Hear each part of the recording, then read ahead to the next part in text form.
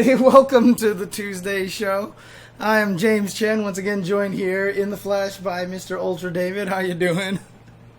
I'm doing great, literally here in the flesh, with my flesh and everything. That's how I like to think about myself, as primarily made of flesh, and I'm here with it to talk about video games with James on Tuesday in person. Alright, I would have added more to that, but I'm flesh out of ideas on how to add more times to use the word flesh, so... Welcome to the Tuesday show, everybody. We're going to be talking about these topics up here. As you can see, the beginning is going to be all about LabZero. A lot of bummer news coming out of that front. We'll definitely... We're going to talk about Capcom's punishment of Punk for stuff that happened at the last CPT Online NAOS. We're going to have some interesting 5-5 matchup discussion points. Both some ideas that we have come up with, as well as some good ones, I think, from the viewers.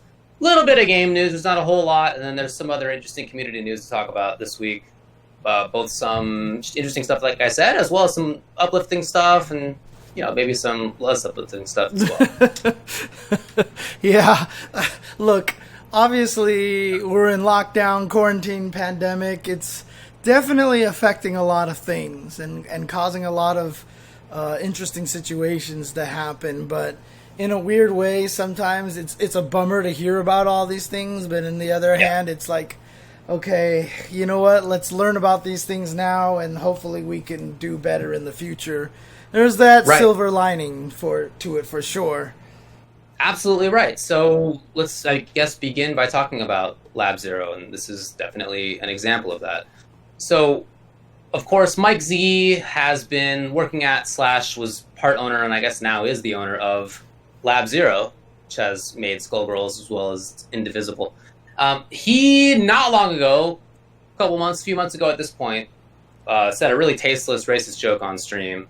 Not long after that, there were some DMs showing that he acted pretty badly in some people's DMs. And that turns out to have not just been a couple of instances of bad behavior. That turns out to have been part of a pattern of bad behavior, of hostility and of insults and threats, lies, harassment, all according to people who have worked with him at LabZero. So... right off the bat, let me say that James and I have known Mike for a very long time, a couple decades, and he's been on this show, including not long ago also. I mean, honestly, like a month before those statements that he made. Right. So this is the guy that we have known, or I guess that maybe at least I thought I knew pretty well.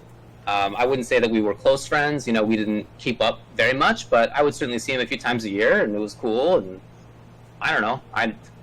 Anyway, according to people who he's worked with at LabZero, he has engaged in this pattern of negative behavior. And many of them had experienced it themselves, but hadn't sort of thought to view it as a pattern because they hadn't talked about it very much amongst themselves.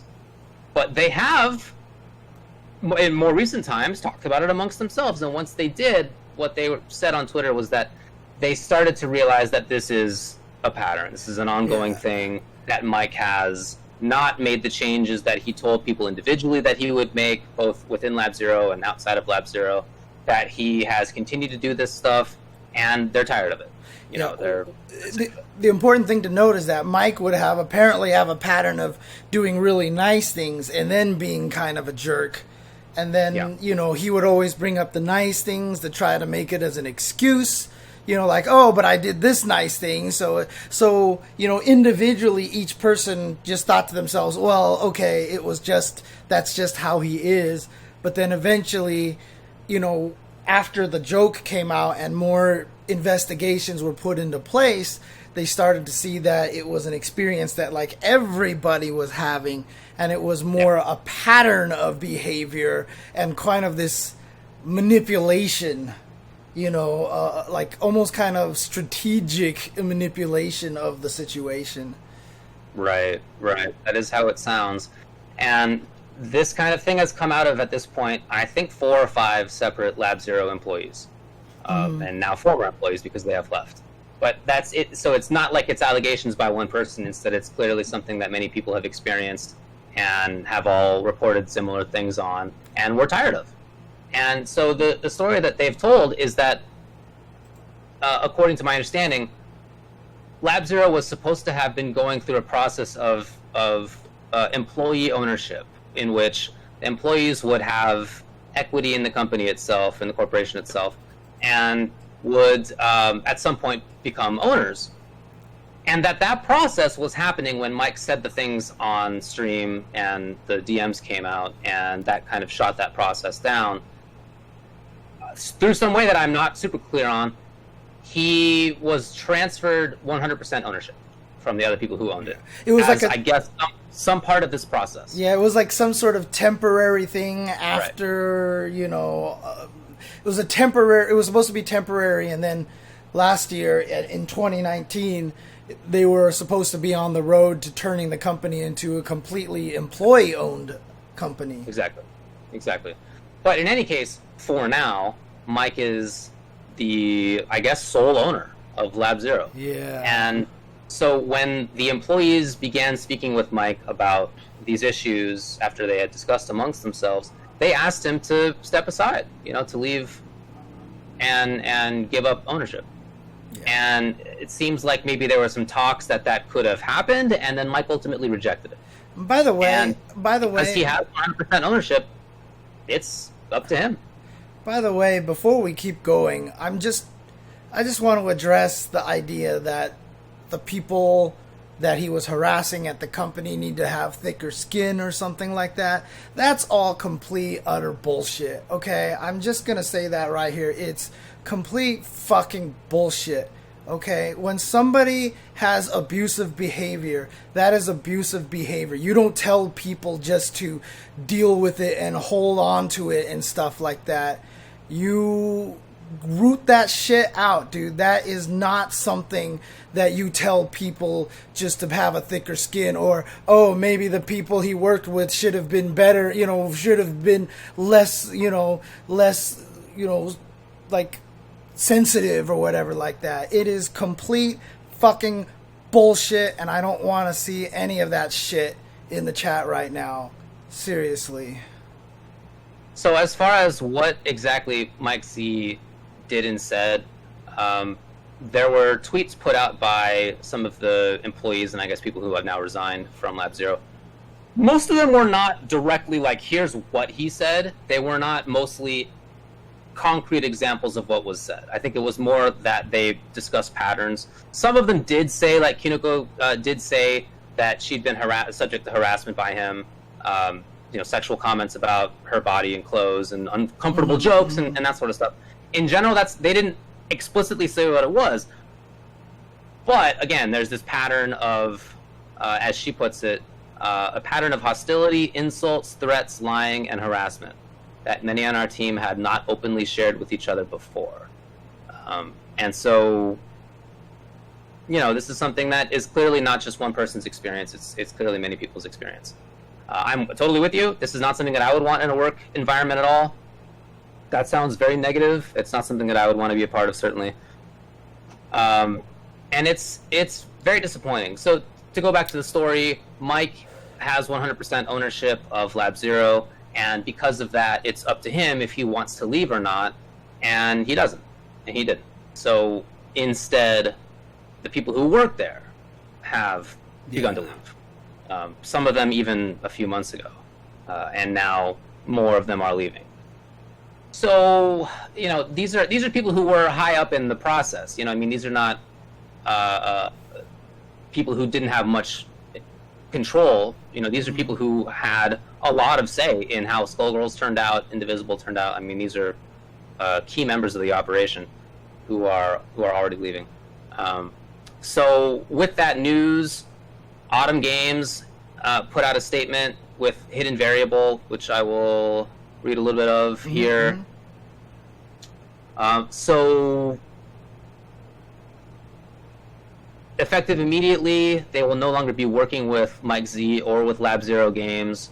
I should say right off the bat, Autumn Games has been the publisher and owner of the IP of Skullgirls. So they'll no longer be working with LabZero or with MikeZ. Instead, yeah, Autumn Games is the official IP holder. So they talk a little bit about the community and how important it is, and then they say that Hidden Variable and Autumn are committed to investing in the ongoing development of Skullgirls without the involvement of LabZero or Mike Zamont. We plan to work with the many talented individuals who are leaving LabZero to build new Skullgirls content moving forward, including the Annie launch on Skullgirls Mobile in the coming months, and her launch in Skullgirls Second Encore in 2021. Beyond Annie, we intend to continue working together to provide new Skullgirls content for everyone in the community to enjoy for years to come.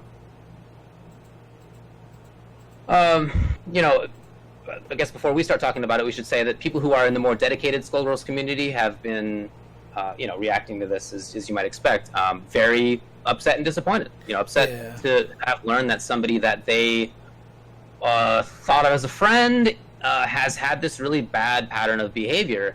Upset because, at least until this announcement, people were worried. Is Skullgirls over? Does people just not want to play the game anymore? Is Annie not going to come out anymore? It was up in the air. This statement hopefully should address some of that, but big concern among the community members.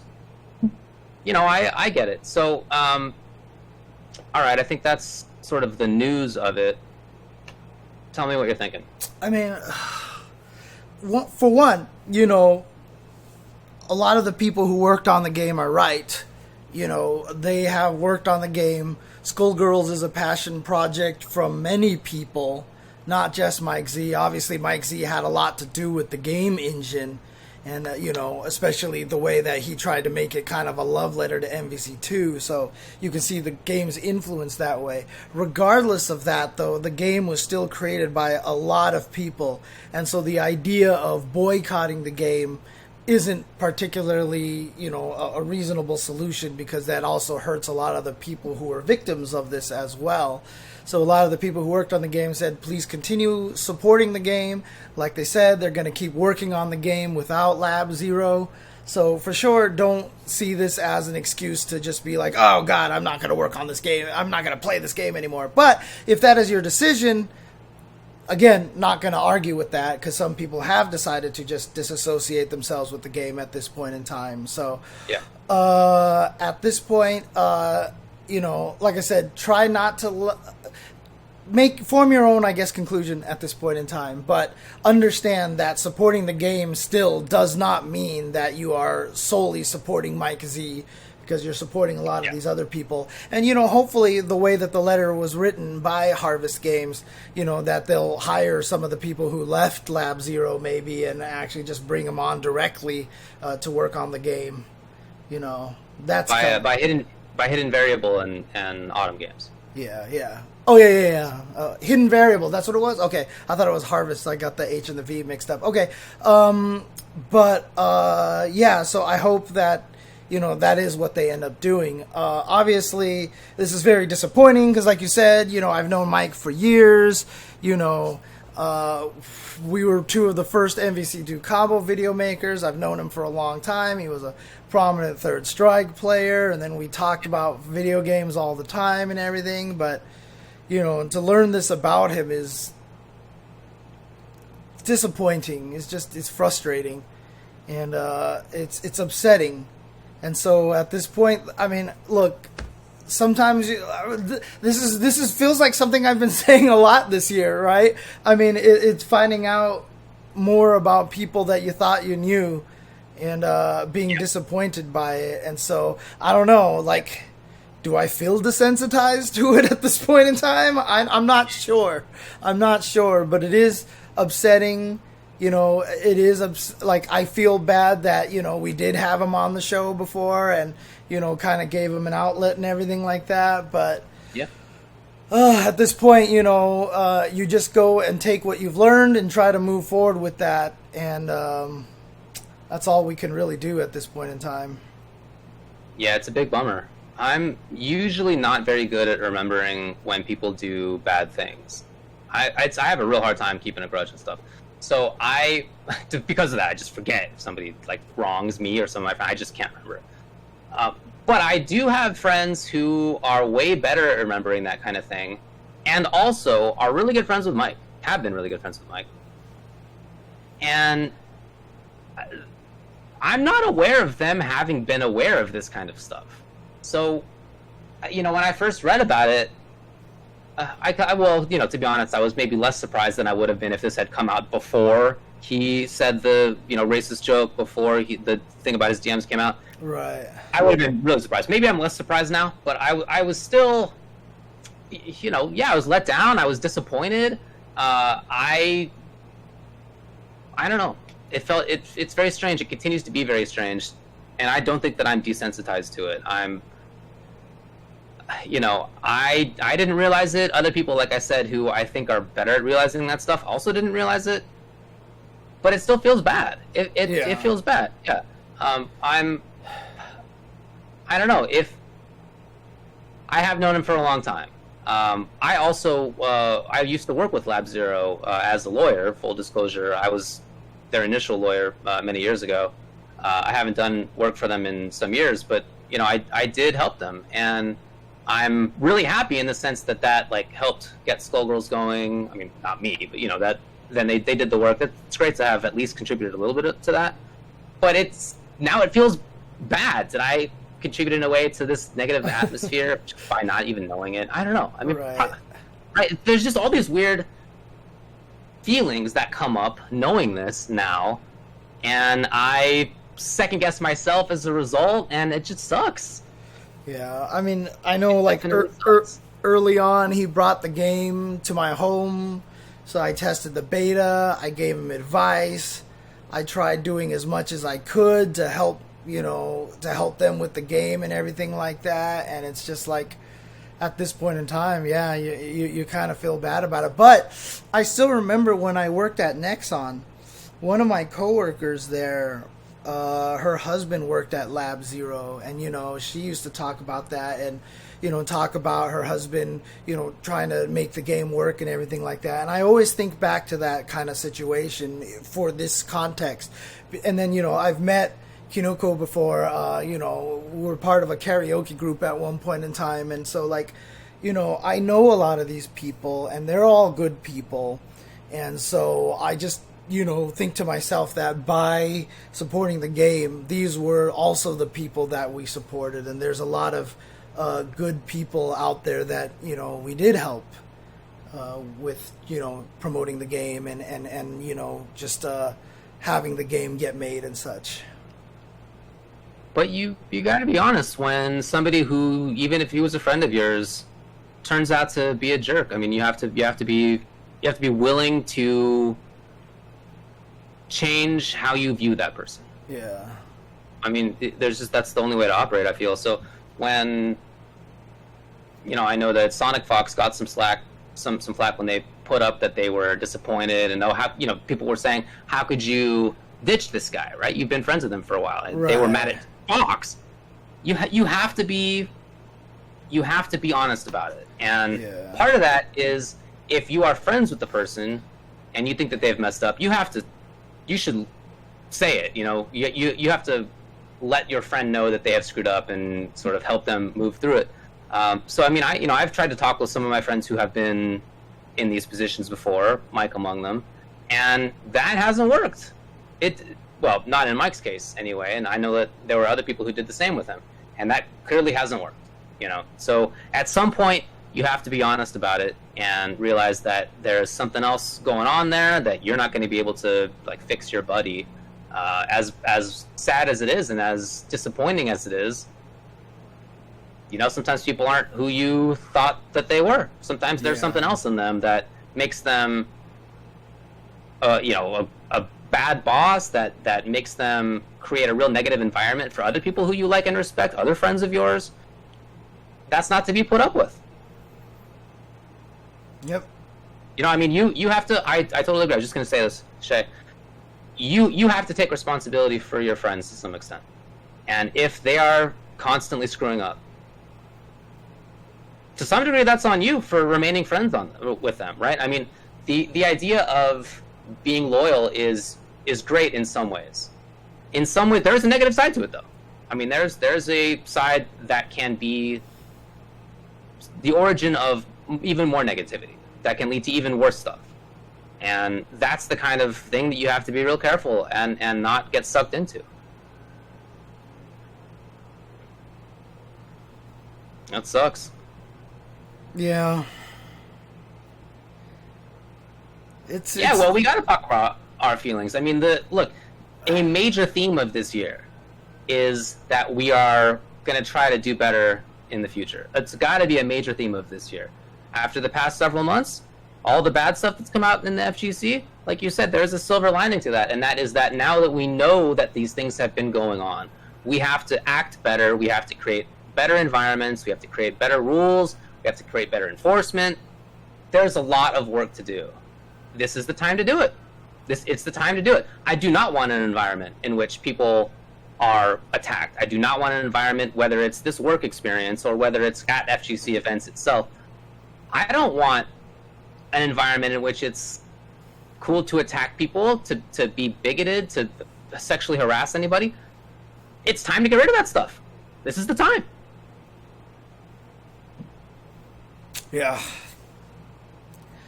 Yeah, it's like I said, it's kind of a frustrating situation. I guess it's less maybe that I'm desensitized to it, but it's just like, it is so frustrating that it's almost like you kind of don't want to think about it. You know what I mean? It's just like, I don't want to get my brain to process it. And it's interesting because, like, you know, the more we're talking about it here, the more it is kind of processing now, and I'm just getting kind of depressed over it at this point, you know. I get it. But sucks. It is a situation where, you know, like you said, we have to be real about the situation. We have to understand it a lot more. And again, you know, speaking to the whole idea of what's bullshit and what's not, you know, the whole idea that, you know, FGC is growing soft is bullshit as well. The fact that we let it run rampant before is what made us soft. Yeah, we let that happen. The fact that we are cracking down on this shit means that we're being less soft now. We're not going to tolerate this shit. Because a lot of people still, like I said, they always try to think of it as this negative way. Oh, you know, this guy's being a jerk, blah, blah, blah, blah, blah, you know, everything like that. Let's ban him or whatever. No, again, what we're doing is we're trying to create an environment where more people are welcome by removing the bad people from the environment. Like I said, by allowing the jerks, allowing the assholes to run rampant in the community and not giving them the punishment. That's being soft because we're limiting now who is going to want to join our community and who feels comfortable here. If we remove one bad person so that a bunch of other people can feel more welcome, if people see that the fighting community is not soft and actually strong enough to ban people regardless of their popular dev or a nobody, that means that we're actually cracking down and not being soft. Yep, I absolutely agree with that. Mm-hmm. So for people who are more dedicated Skullgirls players, I hope that this... I'm sure it's tough to deal with. I mean, it's tough to deal with for me as just somebody who considered Mike to be his friend. But I hope that they don't feel like they need to quit the game. I know that I've seen some prominent members of the scene talk about this publicly. On the one hand, maybe they're different takes, right? I mean, as you would expect. Some people are still going to play. They have said. Some people said that they won't. Some people have said that they won't. Then are thinking about it still. You know, it's... I don't know. I mean, do what makes you happy, and if you don't feel like you can support it, that's okay. But I hope that there's not a feeling that they need to avoid the game, because, like you said, many other people worked on it. Right. And from now on, it seems that, you know, LabZero Mike is not going to be involved in it at all moving forward, based on the statement from Hidden Variable and Autumn. Yeah. We're working for a better environment. And like I said, that is the last way that you can describe this as getting soft. Because honestly, the people who want to describe this as getting soft are the people who feel like that they're the ones that are going to get affected by it and they're going to get oppressed by it. And if that's the case, then, and you think we're getting soft by trying to ban hateful speech and hateful and disgusting behavior and stuff like that, I don't know, maybe then you should go too. You know? I mean, literally, that's just how it is. Like, if we can create an environment that's better for people, And like I said, I just this whole narrative of things going soft. It's people who say they things are going soft is because they don't want to change. They don't want to look deep within themselves.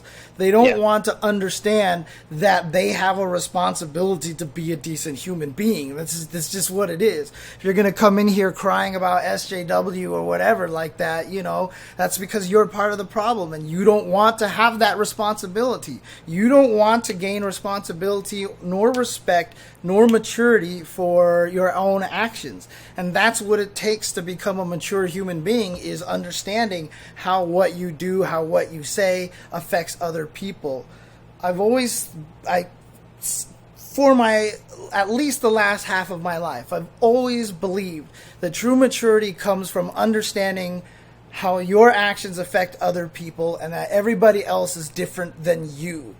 And as long as you respect other people's right to be different than you, that is maturity. You don't deserve respect as soon as you disrespect someone else first. So if you're sitting here thinking that other people are soft because they've been disrespected, that doesn't fly. That just doesn't fly for me. So, me too, man. I'm with you. I think that's very well said. Anyway, it's really disappointing. It sucks. Yeah. My hope is that I want to know all this stuff. I mean, it's hard in granular detail, both to keep it in mind and also to keep finding out more, because it drags you down. But it's really important that we root this out. Mm-hmm. I don't know who else this is going to be about in the future. It seems like we can't have already been done with it, you know. But we have to know. We have to find out. We have to start moving forward. And the way to do that is to get the knowledge about who, if anybody else, is doing this kind of stuff, is behaving badly. Yeah, it's hard sometimes, but you gotta find out, treat it seriously, and, you know, even if it's about something or somebody who you think of as a friend, don't just rush to defend that person mindlessly. Yeah. You know, speak with your friends instead, and try to get them to act better. That is, in my view, that's what a friend does. Not just mindlessly defend. Yeah, yeah. I mean, like I said, you know, part of maturity is just understanding different people and how they are. And yeah, it's very easy to have a situation, and, you know, a lot of people will try to say, oh God, that there's no way, but it's very possible to be friends with someone and not know the truth about what kind of person they are. We've had a few people talk about this in the stream already, you know, saying that, you know, this person that I knew turned out that they're in jail for this, you know, and it's very possible, because a lot of the times I think deep down inside those people know it's not the right thing either. And so it's not public. They don't talk about it, right? They do it, but they kind of know it's not one of those acceptable things, so they don't talk about it. So, yeah, it's a frustrating situation, because, you know, obviously, you know, you talk about Skullgirls, you want to talk about, netcode is such a big thing in our community right now. MikeZ has kind of been on the forefront of that, and, you know, done a lot of great things for rollback netcode and Skullgirls. I was just recently talking about how good the netcode is in that game and everything. And, you know, you want to separate the art from the artist sometimes, but sometimes it's hard to do, you know. Sometimes it's really hard to do. Definitely.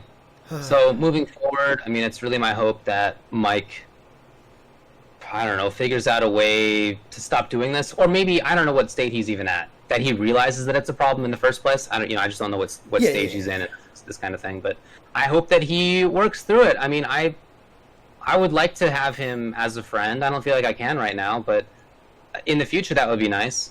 So I wish luck to him in that sense. But I'm definitely more concerned with the other people who have been working there, and I hope that they can find better situations for themselves. If it's with, if it's with Autumn, or if it's with Hidden Variable, or if it's with someone else, I hope that they find better situations. They're very talented people, they're very nice people. All the ones that I've met there, some of them I've been friends with. I wish them best of luck moving forward. Yeah, agreed. Very talented indeed. All right. Yeah. I mean, it's interesting because I always wonder too, if this is just also one of those, because this is a topic you and I talk about a lot, is the people that come into power, the people who get that kind of ability, they tend to lose empathy. I know we've talked about it on the show before, but you telling me about the Monopoly experiment where they got the two people and they started them with different amounts of money, and the one who had all the money was all boisterous and was taking all the free candy on the table, and the one it's like, and even though they came from the same background, but you just put them in that situation where they get power and all of a sudden it's just like it goes to their head and such, and it's a weird kind of situation, and I hate it because it's so much of a pattern that I see a lot. Or is it just that assholes tend to be good at getting into power, right? Yeah. That could be another one too. Yeah, I really like the phrase. I was just going to say it. War Pickle says it. Yeah. Power doesn't corrupt; it reveals. Yeah. Maybe. Yeah. Yeah. Good response. Good quote there from War Pickle. Absolutely. Yeah. All right. Okay. Well, anything else to say on this one? No. No, Bruce. Look, I was saying before, different people have different reactions to this, just like they have with the previous things that have happened that Mike Z did.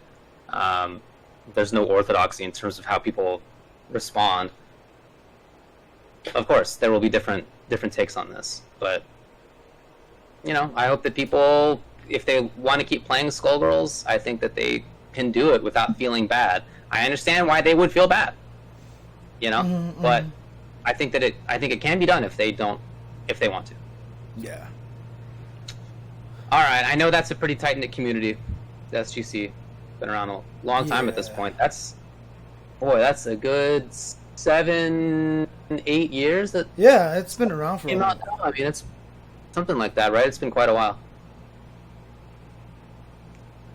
Yeah, it's been there for a while now. So hopefully, like I said, the community that does continue to want to support the game, because it is a good game, can keep supporting the game. And that's the other thing too. I guess the most important thing that I was trying to state when I started this, the best TLDR of it is different. Like you said, different people have different reactions. If someone loves the game enough to want to still play it to support the other people who worked on the game, don't go up to them and be like, you are a Mike Z lover. Then if you do, you know what I mean? That's not the answer, right? If they want to support it and they say they're supporting it because they like all the other people that worked on the game and they still enjoy the game and they've met so many great friends in their community, and have had the opportunity to travel and things like that, that's absolutely valid for them to keep playing. So there you go. Okay. Alrighty. You want to move on to the next topic here? Sure, let's talk about another fun topic. Yes. All right, well, last week we talked about the initial part of this for a while. This is something that happened, I believe, on Wednesday, the punishment itself. But the origin of it is that in Capcom Pro Tour Online North America West 1, which at this point was a week and a half ago, Punk and Alex Myers were playing a match. This is online, of course, and it was laggy. Punk, from his perspective, it was really laggy. You could see it in his stream. And Myers beat him and moved into top 8 by doing so. And Punk got mad. He got mad on stream. He got mad in Discord. He got mad on Twitter. And he said a lot of stuff that he shouldn't have said. Yes. I don't think the last time we talked about the fact that he got mad in Discord. I think I found out about that later. Yeah, I didn't know about that initially either. Yeah, it turns out that it wasn't just him being mad at Myers. It was also that he yelled at Alex Valle, organizers of the event, which is, not good either. So he then closed his Twitter for a while. Then he apologized to Alex. Alex accepted. Alex Vai at first. He apologized to Alex Vai first, and then he apologized to Alex Myers. Yeah. Yeah. So they both accepted the apology. The next day or the day after, Capcom announced that it had its own punishment for this. So that tweet by Capcom was not long. It just said, in part, at the conclusion of the match, Punk engaged in unsportsmanlike conduct against tournament organizer Alex Valle on Discord and player Alex Myers on Twitter. This was a clear violation of the CPT Code of Conduct. Under normal circumstances, such behavior would result in a suspension from multiple premieres. However, given the limited number of qualifying events this season, such a ban has excessive consequences. Capcom has therefore ruled that should he choose to participate, Punk will automatically start in the losers bracket in the North America West 2 qualifier. We recognize that this has been a frustrating year, but threats and insults among our top players cannot be tolerated. We hope that this ruling closes this issue, and then all parties can move on from the incident. So, in short, they are going to have him start in losers' side of the next CPT that he can enter, the only other CPT that he can enter of the year.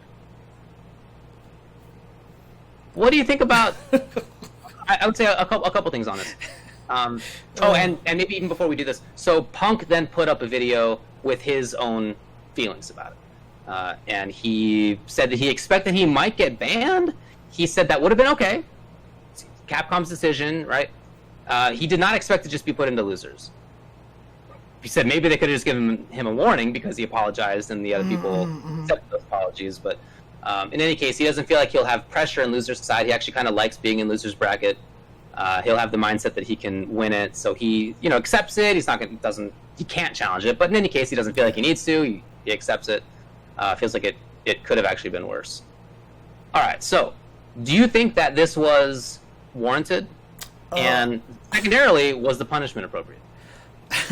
Well, first of all, I do hope that this whole situation here is going to help Punk grow a little bit, right? Because, one of the things that I've said a lot is that social media is dangerous and that when you get angry, you tend to just jump on... If you don't have your friend to yell to, and that's one of the advantages of a local tournament, right? I said this last week. In a local tournament, if you lose salty match, you go up to your friends who are sitting with you and you're just like, God damn it, like this stupid whatever, blah, blah, blah. Yeah, and you can kind of let that out, and the other people are like, oh, yeah, that was total garbage or whatever. And you can let you cool off a little bit, and then cooler heads prevail. When you're playing at home, you're just sitting next to your phone. Shit happens, and you're just like, God dang it, I hate everything. And social media is dangerous that way. And, the way that Punk, after he silenced his Twitter and came back and apologized to everybody, and even after the punishment saying, well, I guess I'm just going to have to make an awesome losers bracket run, does show a little bit sign of growth, which I'm happy about, right? So I'll preface it with that. Originally, I didn't like the punishment at all. I kind of wish that they didn't punish him because he did apologize, and, it was all... water under the bridge and everybody's happy and everything like that. And also because I'm also an emotional person, right? I said it last week. The reason why I have my nightly Teppen tweets, which I have the hashtag that you can block so you don't have to see any of them, is because a lot of the times I just need a place to rant, It hasn't been that bad recently, but... that's just the kind of thing. I'm an emotional person. I'm very empathetic and sympathetic towards emotional outbursts, and so I didn't like the punishment. I had a lot of people respond to me and tell me, what good is a code of conduct if you don't actually enforce it? And he did threaten people. And that's when I learned about the Discord thing, because I didn't know about the Discord thing when I had posted my first reaction to it and such. And so after I saw all that, I was like, no, you guys are right. Like, he should be punished. He should be punished. And people are bringing this up in the chat, too, because other players in the past who have had this kind of behavior were not punished. And it was a weird gray area, and everybody was like, well, how come, these people can do whatever, but Punk is the one that gets punished? Well, again, 2020 has been a very different year. And we're all changing and everything. People have been talking about code of conduct for a lot this year now, and making a very strict code of conduct. And so I feel like this punishment of Punk was the right thing to do. To punish him was the right thing to do, because now our scene is trying to show that we aren't soft anymore, that we are going to make sure that we try to, adhere to the code of conduct. So yeah, in the past people have gotten away with stuff, but now I don't think that's going to fly, and I think that's kind of the message that we're trying to show at this point. So the punishment is weird. Sending him to loser's bracket, because I think that kind of screws the people who go into the loser's bracket. I don't like the punishment. I understand that they really wanted to, make sure that... Because here's the thing, right? Weirdly enough, if Capcom banned him straight up, I guarantee you Punk makes it into Capcom Cup through voting. That's kind of how I feel. So, in a way... For voting... Fan voting. Yeah, there's one fan vote person in there. Maybe Tokido could beat him if Tokido doesn't make it. But, the idea is that banning him, I don't even think would have necessarily been that harmful to him. But I get what they're trying to do, because it is an odd year and we don't have as many opportunities. But, people have pointed out, like in sports... hockey, NBA, you do anything that's ban-worthy, even if it's the final game, the next game, you're banned. I've seen someone get banned, and that ban didn't happen until the next year on the first game, because it was the last game of the year that they played. I think, honestly, they should have just straight up banned him, as opposed to putting him in a loser's bracket. I get why they did it, but it's just weird, and I think it kind of messes up the loser's bracket a little bit. It definitely does that. Yeah, I think that I had the similar at least, sort of journey on this as you. Mm-hmm. When I first heard about the ban, I think that I didn't know all the whole story, and so I wasn't on board with it. But then when I learned more about what had happened, yeah, I mean, I'm on board with it, with enforcing it in this case, and hopefully this is the start of them being more consistent with their code of conduct, Mm-hmm. I mean, whether people know that there's a code of conduct and what exactly is in the code of conduct, I feel like is secondary, because typically code of conducts aren't striking out new territory in terms of what not to do. It's just, don't yell at the tournament organizer. We've all known that's not cool forever. And don't, make a video showing that the opponent might have intentionally caused lag. Like, this is just, come on, what are you doing? Right. You don't need to be told not to do those things. Obviously, don't do them. So I think that's fine, and I'm okay with the idea of the punishment. Yeah, I think that's very understandable. And I sympathize with Capcom to some degree, because there's not that many things that you could do this year. Mm-hmm, mm-hmm. Right? There's not a lot of things. You're not banned from one event. That means you're banned from all the events, because there's only one left. I mean, there's only so many things that you can do. So they were trying to find something, and I feel like this is the worst thing to have landed on. Like, this is the worst. This is not just a punishment against Punk. This is a punishment against that will be felt by the tournament, by the players in the tournament. Right. This is, if you are a player who could have gone 1-2 or 2-2, that's not nothing. That's not an irrelevant distinction for you. Some players sign up for this thing and they're like, all right, I'm here to win it. I could credibly win this thing, or I'm here to get top 8. I can credibly do that. A lot of players are doing it to test themselves and to have fun. And the difference between losing your first match and then it's like somebody else who lost their first match and like neither of you is super great, you have it to win, that feels good. If you lose your first match and then it's Punk and you're definitely gone, I feel like that's a different story. And so now Punk is going to have twice as many matches as whoever makes it in the grand finals from winners, but he'll be causing a ruckus throughout the whole thing. So I feel like that's bad for the tournament, for the players in the tournament, which sucks. I feel bad for everybody else. So I think I would almost have rather they banned him. I don't know. I mean, again, there's not that many things that they could do this season. Maybe you ban him for a major next year if we can have all 5 tournaments. I don't know. There's not great options. So Right. I think I'm to some degree, but I do think that this is like the worst that they could have done. Yeah. I mean, Like the most injurious to the tournament itself, unfortunately. yeah, and you know, It is weird. obviously top players can go to the losers bracket in first round, and it just happens. People can It does happen. get upset, but like, you know, when an upset happens, that's a storyline in the tournament, and you know, you thank the person who beat him gets a glorious victory. But to have Punk start in the losers bracket straight up without having someone sent him down there, it's just weird. I don't know. It's just weird. I definitely agree with that. Yeah. I'm not sure that they could have fined him. This may not be that kind of situation. Fines tend to have to be associated with a contract, and I don't know that there's not, I would think, a contract between Punk and the CPT. I would think so. Maybe his team. I don't know. But in any case, it's a weird result. The idea of punishing him, I think, makes sense in this situation.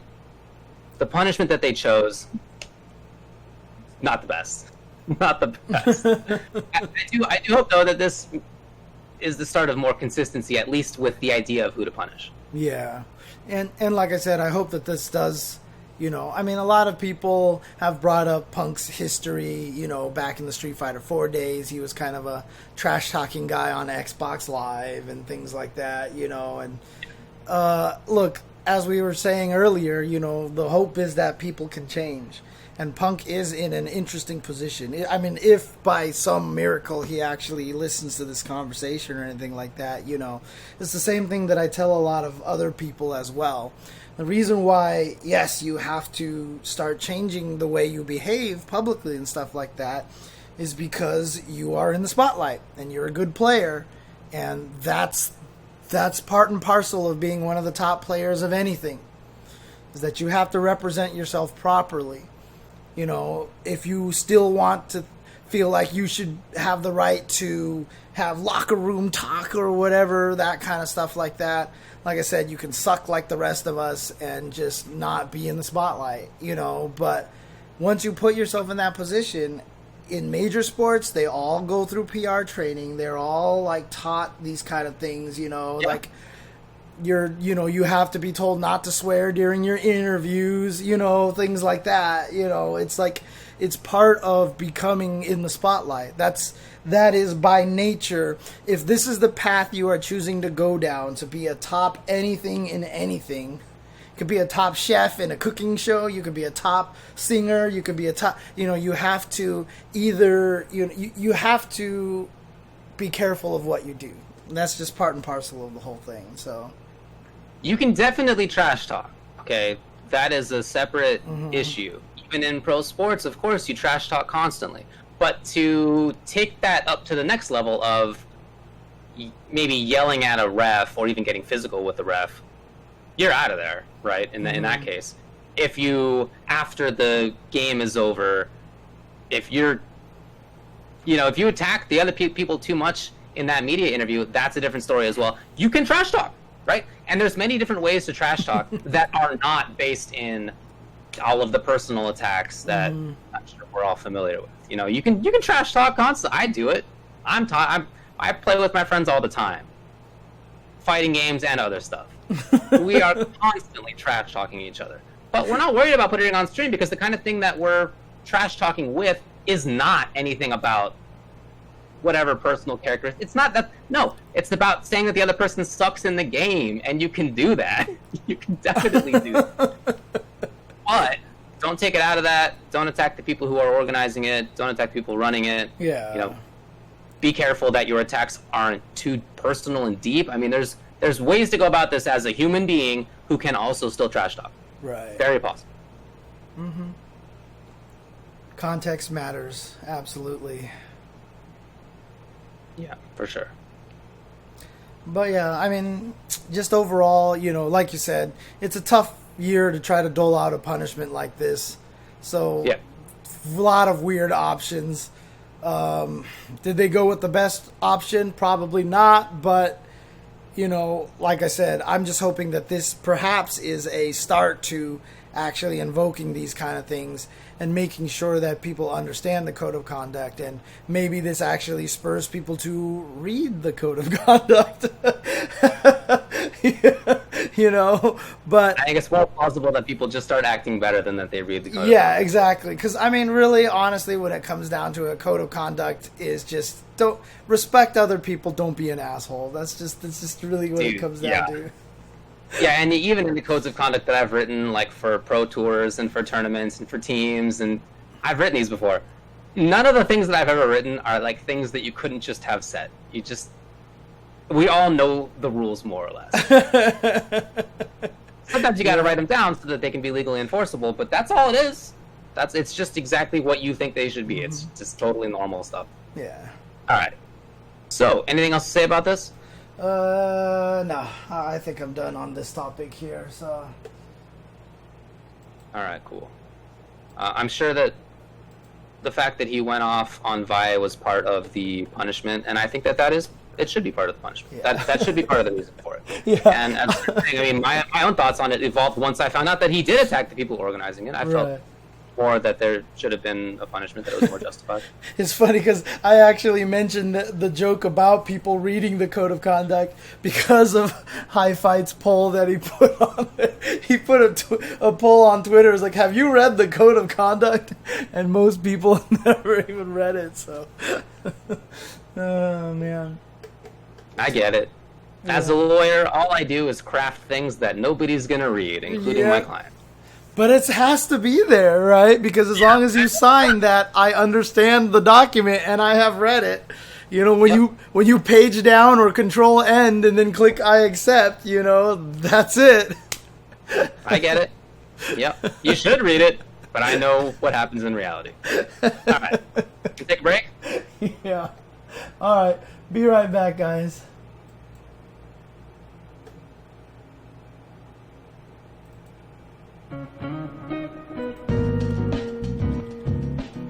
Alright, I'm gonna go grab a slice of lasagna. I'll be right back. Ooh, that sounds good. Yeah, I can't guarantee that we'll actually have more fun stuff to talk about. But it's gonna have. Is that Mr. Perlman in there? David actually told me if that is you. That he knew you through law, and I was like, oh my god, like I've known Perlman forever. Yeah, you can also type in !Akito, AKITO, and that will actually show you the link to the guy's stuff as well.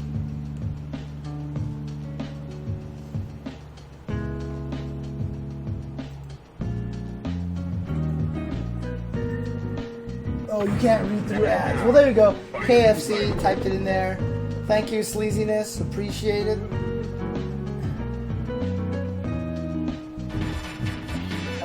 Shout outs to Surmi for the sub. I need to talk with you as well.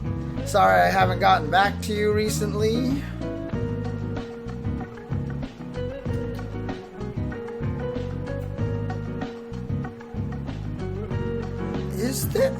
Is that Mr. Perlman?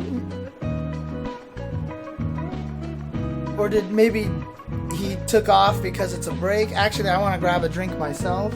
Okay, hang on a second.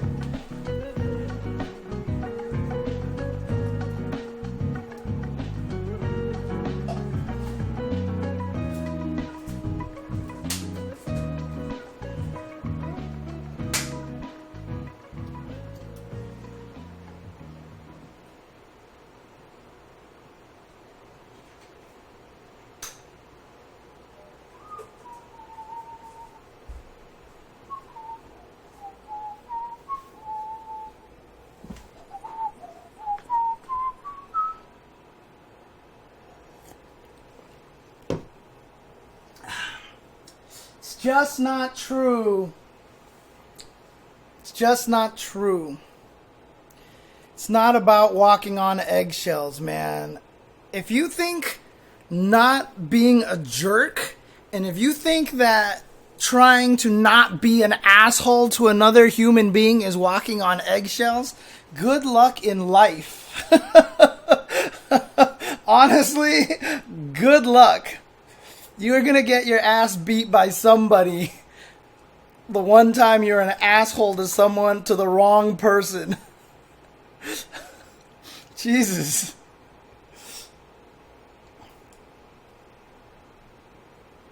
Good God.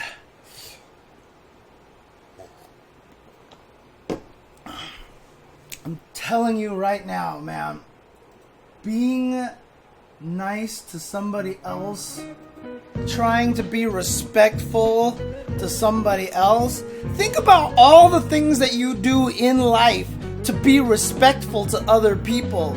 You drive within the fucking lines of the road. You let pedestrians cross the street. Oh God, we're walking on eggshells because we want to make sure that we don't hit somebody with our car. You know, I mean, come on. Like, really? Don't be an asshole to other people is not walking on eggshells.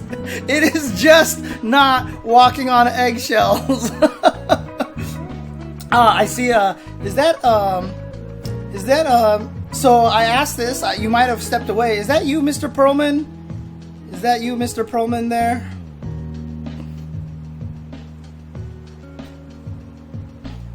And yeah, you know, I mean, people are joking about it, but being nice can be kind of hard sometimes. It can be. Absolutely. If that's just not what your,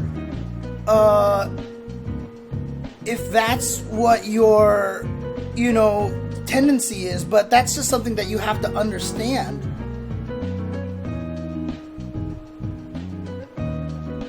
Oh yeah, total straw man argument. What a straw man argument. Jesus Christ, like seriously. You're not walking on eggshells to avoid a ban, dude. Like, oh God, it's crazy. Well, the hardest part about this is that they're just talking in the chat the entire time, right? They're talking in the chat all the time, and I know it's affecting a lot of the people in the chat because that they're sitting there talking to them about it, but you know, it's not that we necessarily fall for the trolls, it's just that I want to address it because they bring up points that everybody, all those people who try to be trolls like that bring up those points all the time. And, you know, sometimes people will read it and go, maybe he's right. And I just want to cut that shit off at the pass. I just fucking want to cut that shit off at the pass because I want people in the chat to know that they're wrong. That they're just absolutely wrong. Are you good? Yeah.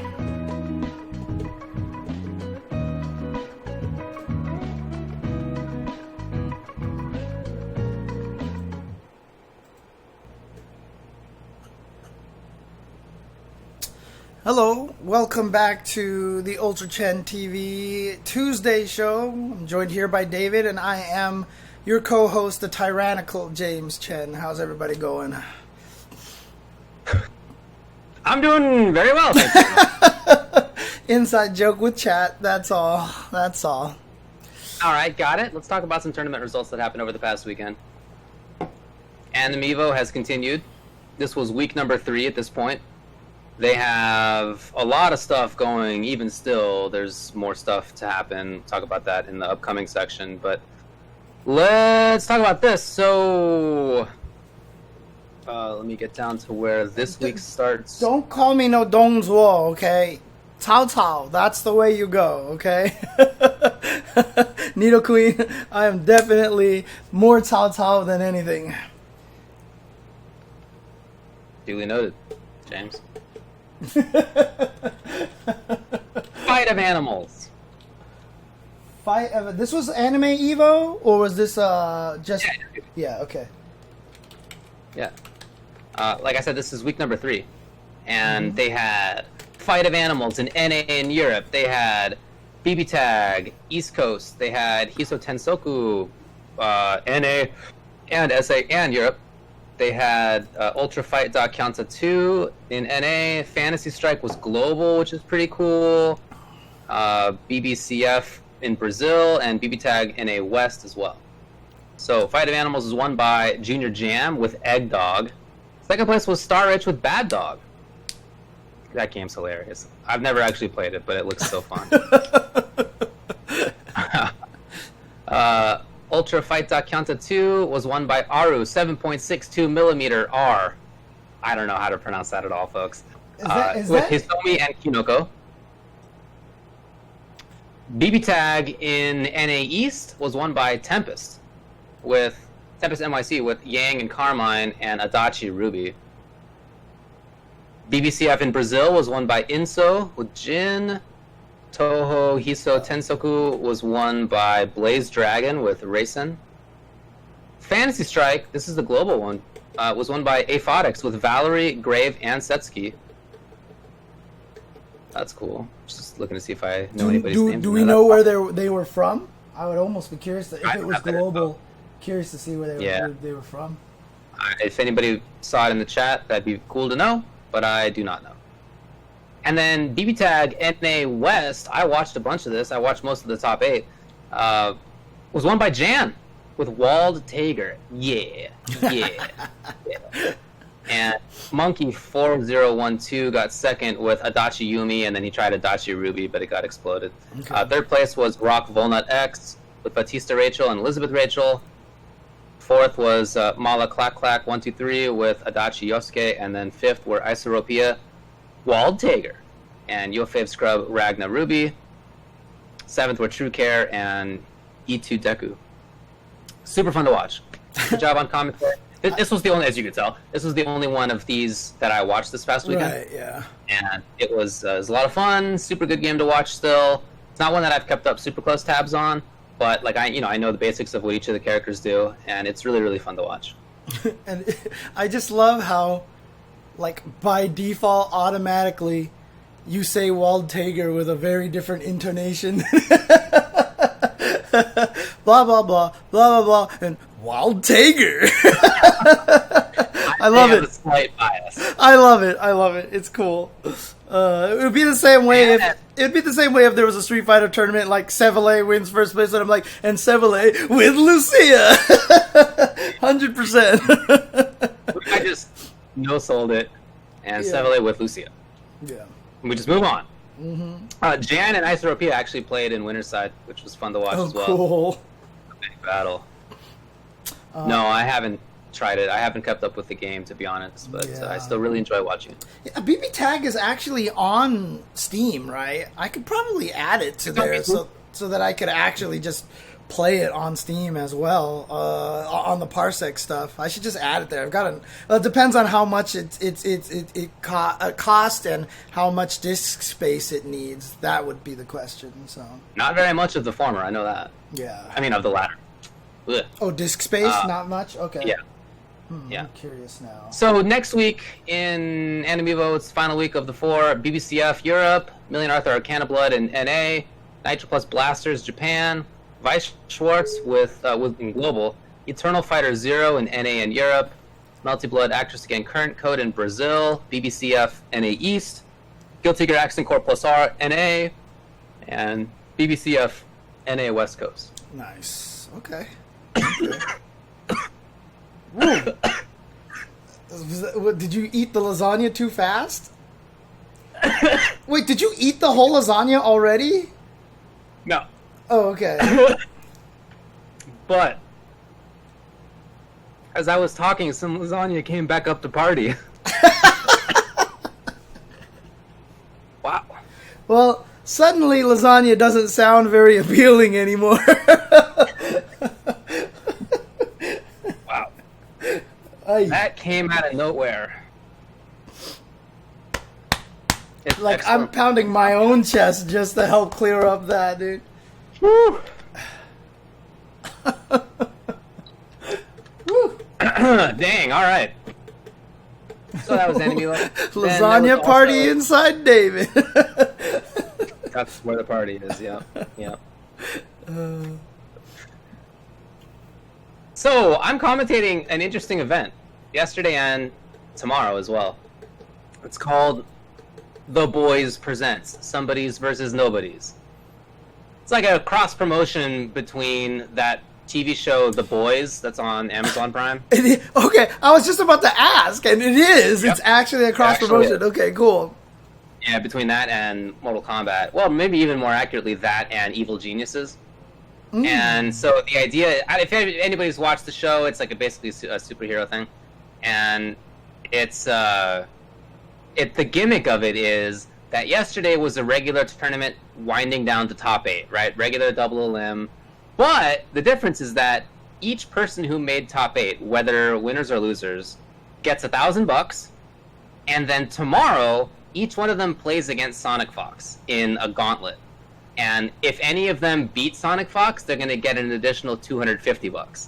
So tomorrow is just a Fox gauntlet, and I think the idea is that the players are like the boys, like they're nobodies, and they're going up against Homelander and beat Homelander. Now, what does Fox get for winning? Because he's got to have the motivation to beat everybody, right? I mean, Fox was watching in the chat, and they were just basically like, I don't know if anybody's paying Fox for this. But, and maybe, but I just don't know. But definitely Fox wants to beat everybody. It's like very clear. Like they were talking in the chat, and they're just, wow, great job qualifying for top 8 just to get dunked by me. Like that kind of stuff. Yeah, fair enough. So Fox is definitely the final boss of this event. And tomorrow is going to be Samij, Full Auto, Scar, Pulse, Combat, Jukes, Kerbalicious, The Mighty Unjust, King Gambler, and and not King Gambler, my bad. It ended at The Mighty Unjust. Those are the top 8 who will be there. It's going to be a lot of fun. Who do you think? I'm really enjoying it. Who do you think has a chance to beat Sonic Fox? Who has a chance? Dude, Samij. Samij has a chance. Okay. Yeah. I think that's the best chance. I think Samij and Combat maybe are the best chances. Oh yeah, and people are right. Sorry in the chat, I misgendered again. That's my bad. It's gonna take me a little bit. So they for sure. Check it out. That's on twitch.tv/evilgeniuses, and it's me commentating and also Aquaman and Tasty Steve, which is very fun because Steve is such a comic book nerd, and he definitely is like a big The Boys fan. Like, he read the comic, and also he's like all about the show. So he's perfect. We're making references to the show constantly, and perfect. And he does play MK. I think people aren't aware of that. They don't really associate him with Mortal Kombat, but he plays the game even still, just casually. I played with him just the other day. Oh, cool. Oh, okay. He has kept up, more or less. And then Sunday, we did another Sure You Can Scrimmage organized by James, and this is an event that is for beginners only. Beginners I'm not even sure that that's accurate in some of these cases, but we've labeled it as for beginners who are gold rank and lower in Street Fighter V. And it's supposed to be a welcoming environment. Everybody try it out, have fun at the event. If you get on stream, James and I will commentate in a way that we hope will be useful to you. It's supposed to give you advice, not try to blow you up in any way, just, identifying things that we've noticed that maybe are there to work on. Mm-hmm. And if you do good stuff, we definitely want to highlight that as well. And I think it went really, really well this time. Yeah, and just, someone in the chat asking, no obvious Smurfs. I mean, look, one, David and I would probably be able to recognize if you're a Smurf, right? And secondly, there's no money. There's nothing really to win. So yeah, what are you doing? Why? You're gonna come here and waste 4 hours blowing up on people for no reason except to be a troll. So hopefully we don't get any Smurfs. But it was really good. So the winner was Seabats, who is a streamer, I guess, of primarily other stuff, but has been playing fighting games and has focused in on SF5 in recent times, and has become a good Mika in pretty short order. Yeah, he said that he's really only been playing for like 2 months or so, fighting games for 2 months. But he said he's been watching for years and years and years. He said he bought his first joystick for Street Fighter 4 and then never really used it. You know, like, it was just one of those things that he was really... So he's been watching for years and everything. So his mind is very in there. So it was very, very apparent, too, in the way that he was playing. It definitely was. And he did bring his whole chat in there, it felt like, which was a lot of fun. People were watching fighting games, in some cases for the first time, which was really cool. Which was awesome, too, because a lot of them were like, oh my god, fighting games really are hype. Like, they were, like, getting all excited about it. And, you know, it's, again, you know, trying to help bring new faces into the scene, you know, to enjoy the content and stuff, so. Second place was Balbury. Who's in the chat right now. Indeed, I saw him say that he's already been working on some of the stuff, which is very cool. That's awesome. And then Master Moose got third place. Yep, who was also in the chat. Was Neko Nadri. Yep. Yes, indeed. Yep. Moose. Fifth were Respecting Women and Arc, and seventh were That Neil J and Boss Grande. Say the fifth places again. I'm sorry, I think I accidentally blurred you out. Oh, the fifth places were Respecting Women and Arc, and seventh places were That Neil J and Boss Grande. Yeah. And again, you know, kind of the whole thing here, I mean, it's kind of even cool to see right now that our second and third place finishers are kind of, you know, pseudo trash talking right now to each other on the stream, and I think that's cool. And again, you know, part of the whole thing of You Can Scrimmage is to build that community and try to build that, you know, friendship, and, you know, people that you know that you will run into again, and kind of, you know, find training partners as well. And there are players who have listened to the advice, and sure, they may not have won any of the You Can Scrimmages, but have since moved on to Super Gold, Ultra Gold. Some of them have gotten to Platinum now. Through some advice. In fact, one of the players who has graduated from our tournament even was talking to me about advice for potentially playing in the NA East this weekend coming up. So, ooh, that's super cool. Yeah, exactly. It's you know, that's the goal. Get you comfortable playing in these tournaments so that you'd be willing to try and play in some of the other tournaments. You know, and again, it's not about the results necessarily. You know, playing, and your reward for staying in the winner's bracket obviously is that we get to commentate your match and give the advice, and when you get to top 8, same thing, even if you're in loser side, we get to commentate the match. That's right. We've generally been running it every other Sunday, but I keep getting caught up, like, obviously doing CP stuff, and you have, you know, both of us keep having gigs that we're kind of stuck on weekends and stuff. I may start trying to think about moving it to Thursday, because the one thing that amazes me is that I'll put up the registration for it, and it gets filled. It's a 32 cap. It gets filled up in like 3/4 of the way in like the first hour and a half or 2 hours or 3 hours. Right. So people are clamoring to get in here, and so the idea might be, I don't think we're going to start this Thursday, but I might try to move it on a Thursday so we can be consistent. And then basically Thursday from 3 to 7, we can do the stream, and maybe even try doing it weekly. So that way people will have a chance to get in a little bit more. So, yeah, so we'll see. I got to plan out the logistics and stuff like that. So, and figure out if, you know, if the admins that I have can help me at that time of day, sure.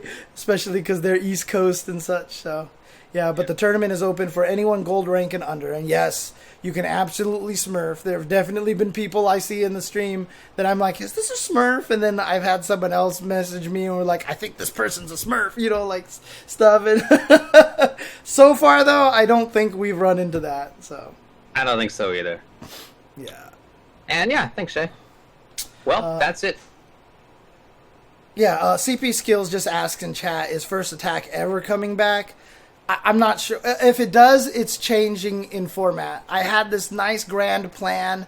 I had this really careful way in how I was going to teach it this time. It takes me a lot of time to prep for it because I make the slides. I practice the entire stream a couple of times before I actually do the stream.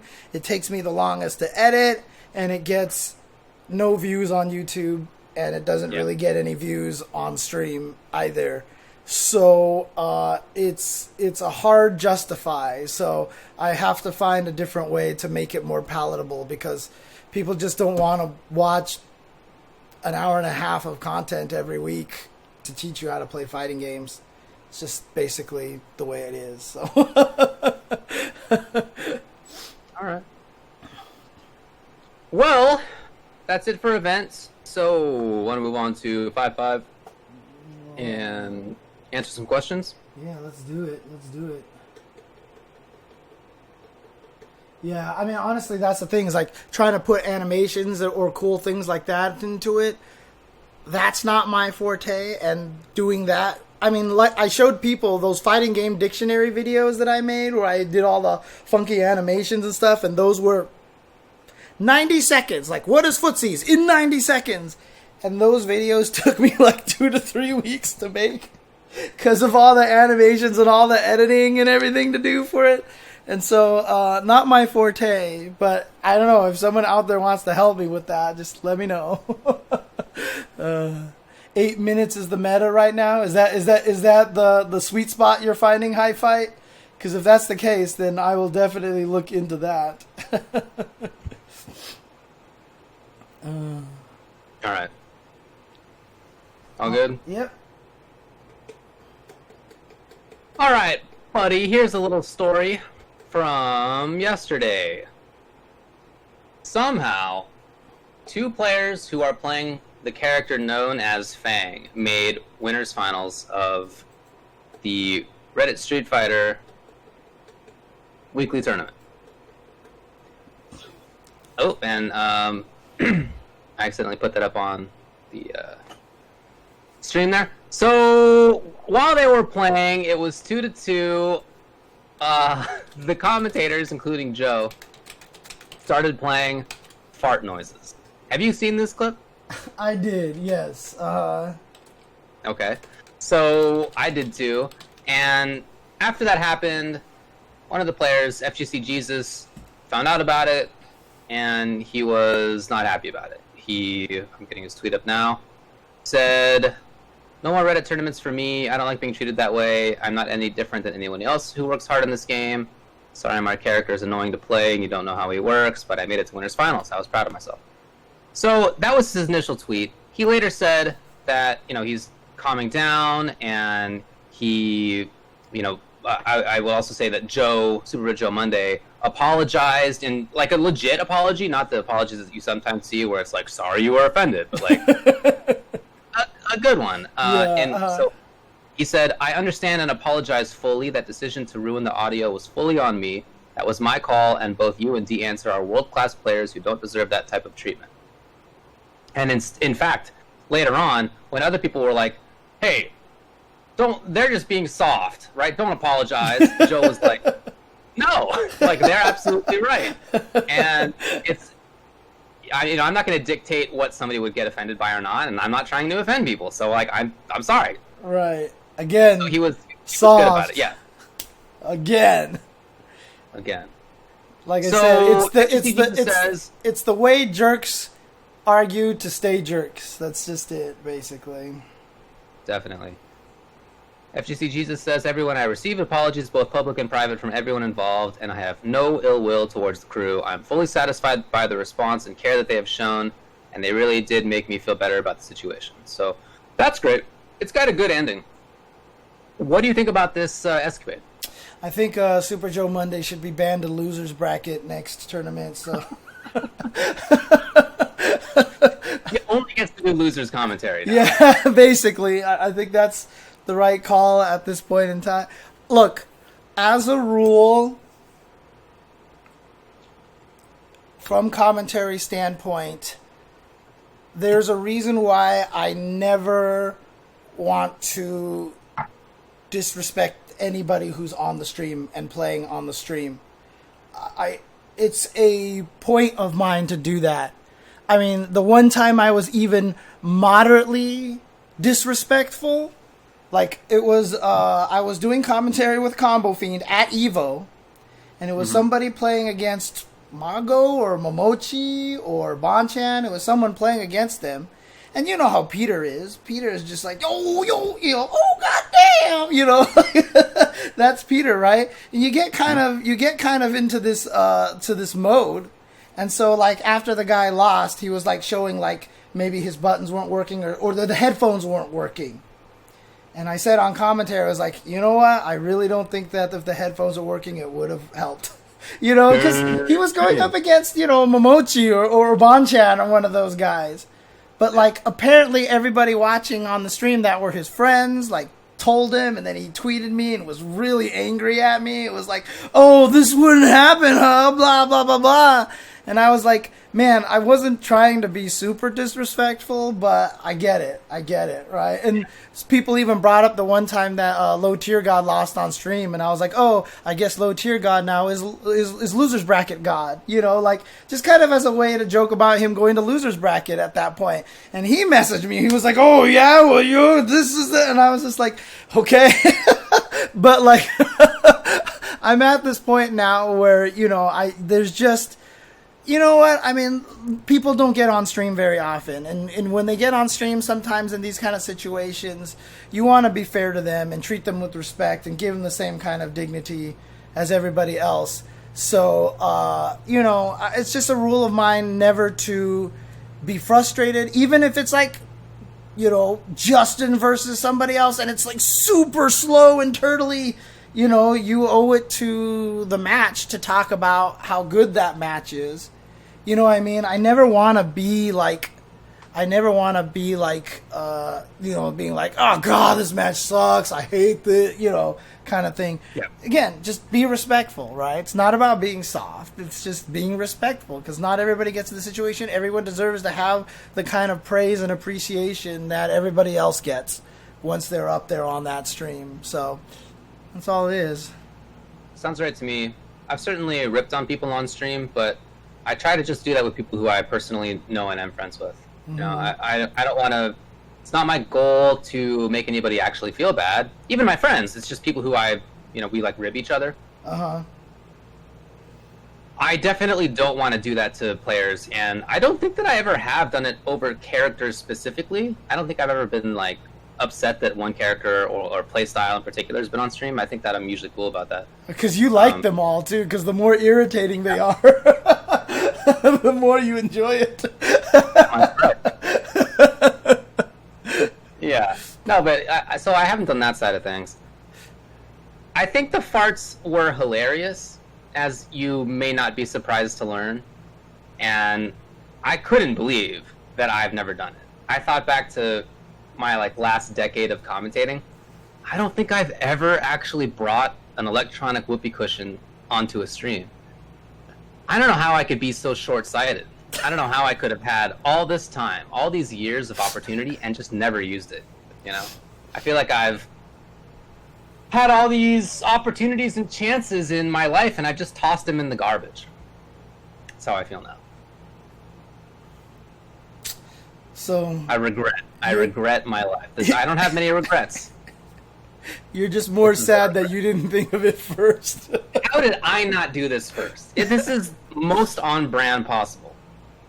I mean, it's remarkable to me. How have I been making these stream layouts, these in-depth stream layouts that I think are hilarious, and none of them is fart-based? How could I possibly have been so myopic? I don't know. It's right? I know, but I mean, the argument to that I would say that is that you may not have made a bunch of fart layouts, but at least the layouts are creative. So Thank you. Oh man, I get the implication. So I mean, in reality, I get it. I wouldn't be. Well, I would be happy. I would think it's hilarious. But, I have a particular sense of humor. And now that I know that people aren't cool with that, I would also feel like Joe does, or I would regret having done it. I would feel bad. I would apologize. So I think that it's obviously the right thing to do.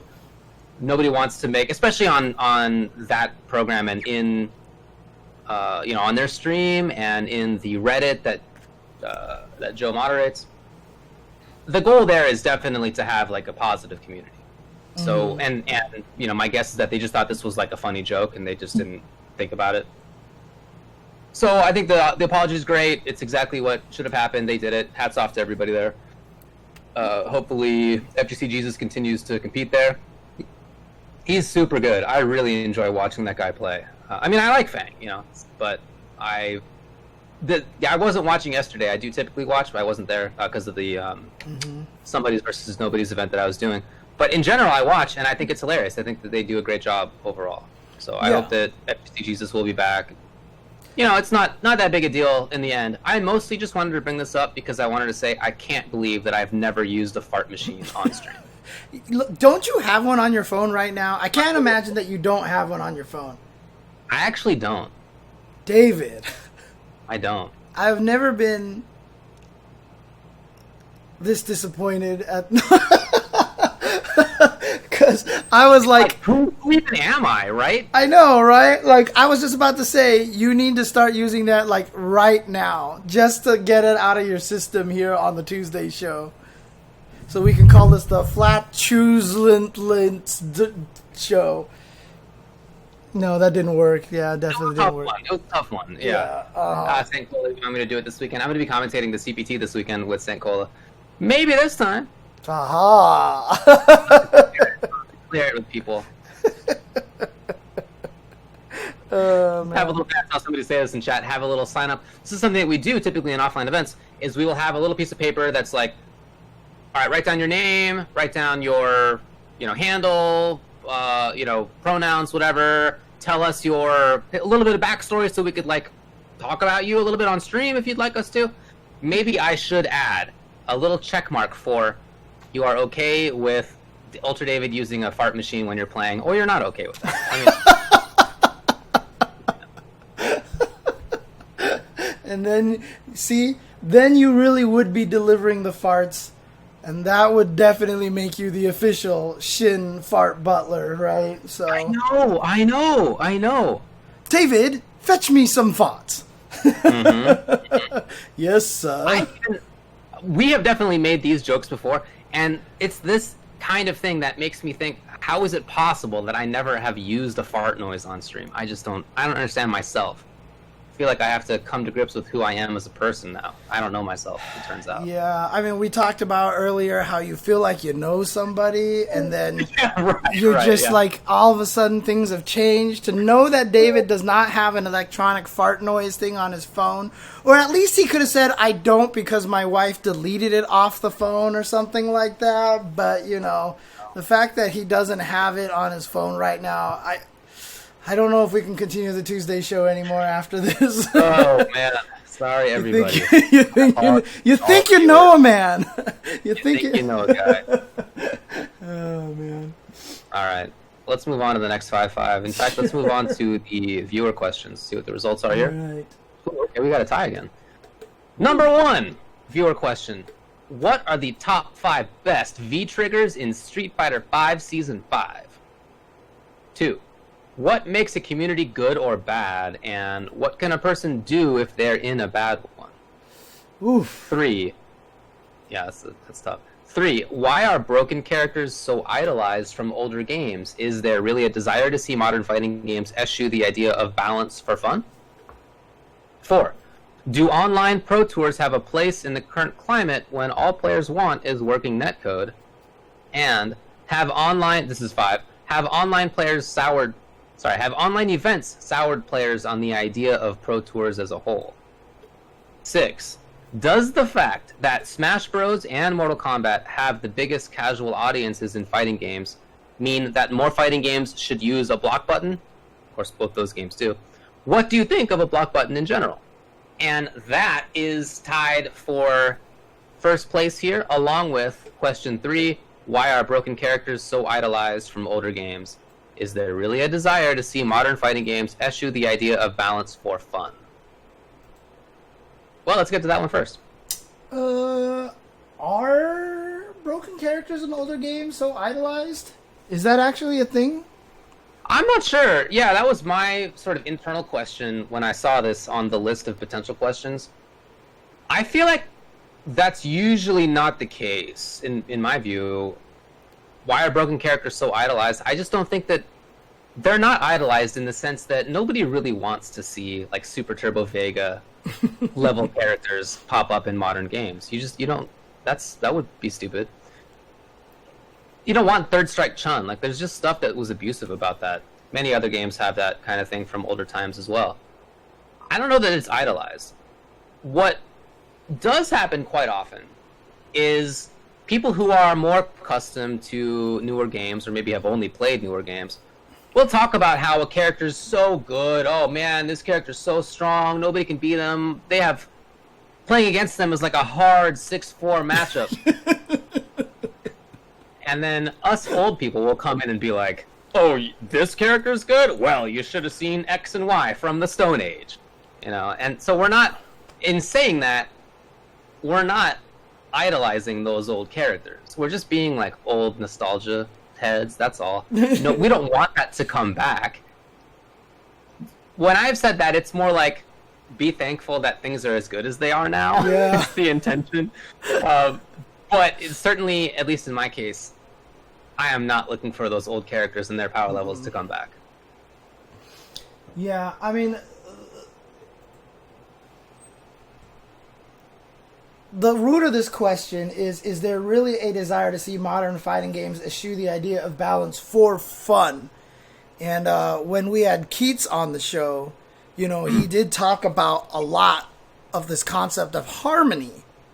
And he talked about this idea that there are characters that you can't make super good. Like Aganos. He was like, you don't make Aganos top tier. Like, that's a dangerous thing from a fighting game designer standpoint, because you make him good enough so that the people who want to specialize in that character can win, but overall not like super broken. I think that's kind of the right idea. It's less about balance and more about harmony that you're looking for in the game. And so, yes, absolutely you should eschew balance for fun. Fun is what you should focus on. Balance doesn't necessarily make games fun, but fun is the important part. So we have these super unbalanced games like Third Strike, like MVC2, like Super Turbo. 3 of some of the most unbalanced fighting games in existence are still beloved today. A lot of it is, trying to figure out ways to beat the brokenness and feeling good about it, and, it gives low-tier heroes something to do. However, obviously it's very different because money's on the line, so you want the characters to at least have the equal opportunity to win. So you definitely need the balance. It's very hard now to find that perfect balance between balance and fun, to be honest with you. But fun, I really do feel like, should be the main focus of fighting games. And I really feel like a lot of fighting games have kind of forgotten that. And, I often talk about Aganos punching you through walls. Like, that shit is just, you just do it once, and if you ever manage, just in a match, to, get somebody and hit them through 3 or 4 walls, you won in your heart, Yeah. And probably in that round, if you knocked them through 3 walls. True. But, that's kind of the thing, right? So I do think fun needs to be more emphasized. Do we want Vega and Chun-Li and Cable? No. God, no. That is not what we want. But, like I said, there's something in between the balanced game that doesn't have fun and the completely fun broken game. There's a good in-between in there that we can find that probably leans more towards the balance side. Yeah, if this question instead used a word like romanticize instead of idolized, I think that make more sense, because I do think that people romanticize the older games too often. Mm-hmm. Even people who have played the games for a long time, maybe especially them, right? They sort of ignore the fact that there's a lot of broken stuff in them. That's too common. Hey David, did you know that Super Turbo is a game all about fundamentals? Yeah, okay. For sure. T-Hawk got it on me once. Yeah, no, it's definitely a zany game, and that's part of why I like it so much. Right. But it's pretty busted as well. Alright. Number 6, tied with that. Does the fact that Smash Bros. And Mortal Kombat have the biggest casual audiences in fighting games mean that more fighting games should use a block button, which both of those games do? And what do you think of a block button in general? So I think that this question is trying to link the idea of a block button to the success of Smash Bros. And Mortal Kombat. And I would be very surprised if that's the reason for the success of those games. Yeah. Instead, I think that there's many other reasons. Mortal Kombat has such a long history, and it's a game that every gamer knows. It's got a huge, huge IP behind it at this point. And the block button at that time, was it the first game with a block button? Like, it was one of them, certainly. Yeah, it was certainly one of the first fighting games. It was an unusual thing. Yeah. And, that did set it apart from some other games, and I knew people who liked it, I knew people who didn't like it. But I would say that the primary reason for that game's success was the graphics and violence.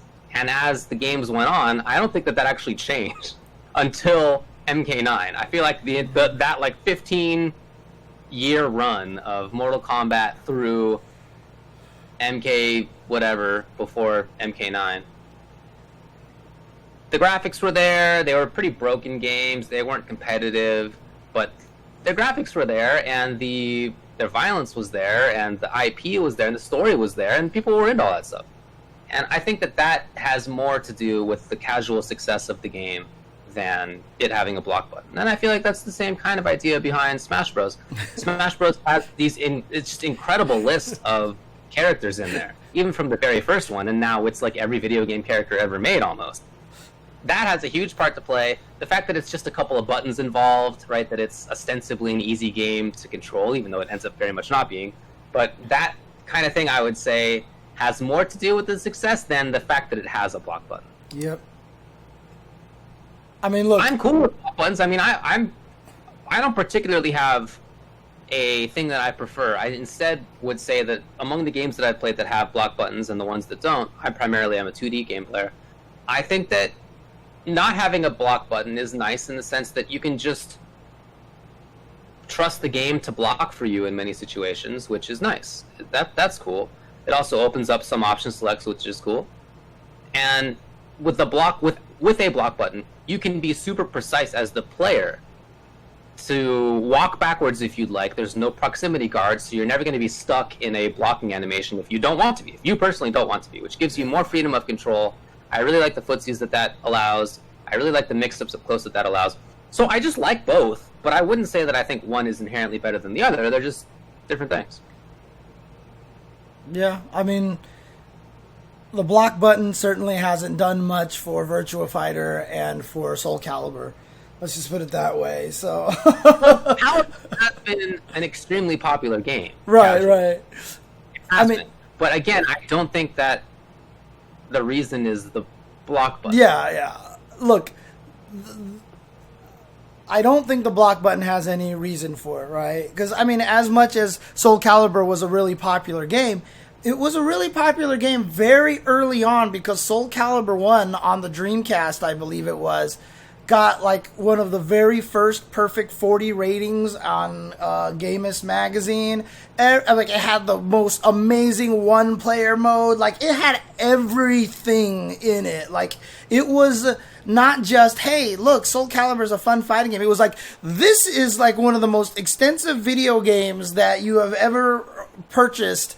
You know, that was like the perfect example of what a one-player fighting game content should have been, you know, and maybe that's what NRS goes back and looks at every once in a while to get new ideas and stuff. But, you know, that was more of the reason, and it was on a new system, and it looked beautiful and everything. So, you know, nowadays, Soul Calibur, obviously not as big as a lot of the other fighting games. So, like I said, there's no correlation, I think, between the popularity and the block button. And whether or not we want the block button, that just depends on the game. And if you design the game right, it works great. So, for example, Granblue has both options, which is really, really neat.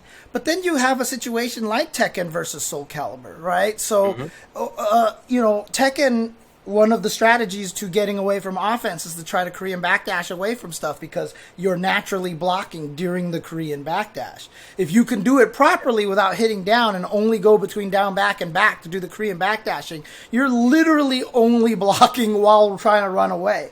Whereas something like Soul Calibur, you cannot block the instant you walk backwards. There is a window if you ever move backwards before you can block. So you can't run away from people and block, whereas in Mortal Kombat, you can actually micro walk back and block. It just depends on the game on how you want to implement it, There shouldn't be a preference between one or the other.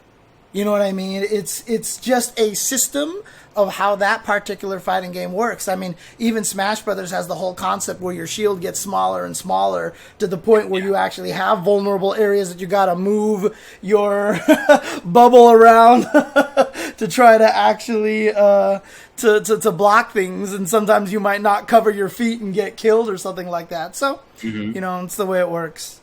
I think I'm with you. If you choose to do a block button, then you make your game however you want to do it. So, for example, in Grand Blue Versus, if that block button's there, that's why everybody has the universal overhead system. That's why there's the throws and everything like that. Yeah, cross-up's not going to make sense in a game that has a block button. Right, as far as mixing themselves. And yet, in Mortal Kombat, in Smash, cross-ups are still useful, just for other reasons. Pressure. I assume that's the case true for Grand Blue, but I haven't played the game. Right. Probably. It is. Just play against Catalina a bunch, let her do jump D, and then you're just like, okay, this sucks, so. Alright. Sweet. Which of these other questions do you want to answer? Have online events soured players on the idea of Pro Tours as a whole? No. Do online Pro Tours have a place in the current climate when all players want is working netcode? So interesting, because they're both kind of the same question. A little bit. There was also the other question, too, that I think we forgot to add in here, which is where someone asked, how we were saying how, we feel like the tiers are kind of representative of what the strengths of the characters are. Like, that's why in Street Fighter V, we can't list anybody as a D tier character because D tier to us feels like they're terrible, right? So someone actually asked me the question, do you feel like that also means that you can have a fighting game where everybody is D tier and there are no A tiers in the game? Oh, I do remember. Yeah, so that everybody sucks. And, theoretically, kinda, but A tier and S tier usually is related to which character can win the best. And so even if everybody sucks, one of them is going to be able to win the best, And then from relation to that, and that's why, that's the argument that, well, then that means in a game like Street Fighter V, there has to be a D tier because they can win the least. No, the ranks are all kind of within the relation of who can win the best. And I don't think anybody in Street Fighter V is, like, that much worse at winning than everybody else. You know what I mean? So there are two things going on in the proper tier list, in my view. One is that the tier names signify how strong of a character the character is in sort of an absolute sense. How many options do they have, right? That kind of thing. Like, what can they do? To me, that's what the tier name is about. Then the relations of the different characters. That's the second thing that it's about. And that shows which characters are top tier and which characters are bottom tier and which characters are mid tier and all that stuff. And even if a game is comprised only of characters who are all A tier or whatever, or all D tier, you're still going to have a top and bottom tier, which is what you're talking about. But having a game with characters only in A tiers, or A to B, whatever, means that those are all pretty good characters. And a game that only has characters in D tier means that everybody sucks. And while that could be balanced, I think, to go back to the discussion about balance versus fun, that would not be fun. If everybody was... If everybody had no options, if the only options that characters had were just unsafe things, and you were just like making weird bets with your life constantly, and there's no like good reason to do anything other than what if the other person does even a stupider thing first, then I think that kind of game sucks. That's pretty rare. One came out not too long ago, but that is rare, and I'm not into it. So I don't know. To me, a game that's all D tier characters would not be worth playing. Oh, the more you talked about it, the more that made me think of Justice League on the Super Nintendo. Oh boy, was that game awful. Okay. And nobody could buff for anything, and there was like no options for anything. So, yeah, that game might have been a game with nothing but D-tier characters, but then there's just no fun to it. Oh Yeah. man, I definitely agree with that. yeah. All right, the top 5 best V triggers in SF5 Season 5. G. I even actually answered this on Twitter, and now I forgot what I said. G. Colleen. G V trigger 1 to be clear. Colleen V trigger 2 to be clear. Urian. Yeah, Urian. SA3. I would say Bison VT2. Okay, I would say Cody VT2, and then I would say Akuma VT1. Cody, huh? Yeah. Even though Cody's not that super strong of a character. Boy, I think if that character did not have V trigger, it would be in big time trouble. Interesting. Yeah, I mean, I recognize that it's a good V trigger, but Yeah, if you want to put Bison in there, that makes sense to me. well, no, it's not that. It's not whether it's Cody or Bison. It's just that it's hard. Again, maybe it's the tier list kind of argument again. It's hard for me to think of a V trigger being one of the best when your character is not considered one of the top. You know, Imagine Bison without V trigger 2. Imagine V trigger 1 Bison. He's still top 10 for sure. Imagine Cody without V trigger 2. I think that character plummets. I mean, absolutely plummets. I even think V Trigger 1 might be underrated for Cody, to be honest. Yeah, maybe. You know, having some reach, having some chip. He's got a fast projectile. Whatever. It's V Trigger 2 is setups and space control and damage and mix-ups. And set play too. The set play that basically was popularized by Automatic just kind of became the thing for everybody. Throw the rock. Yeah, these other characters. Imagine if Colleen didn't have V Trigger 2. If she just had V Trigger 1, she'd be significantly less strong. For sure.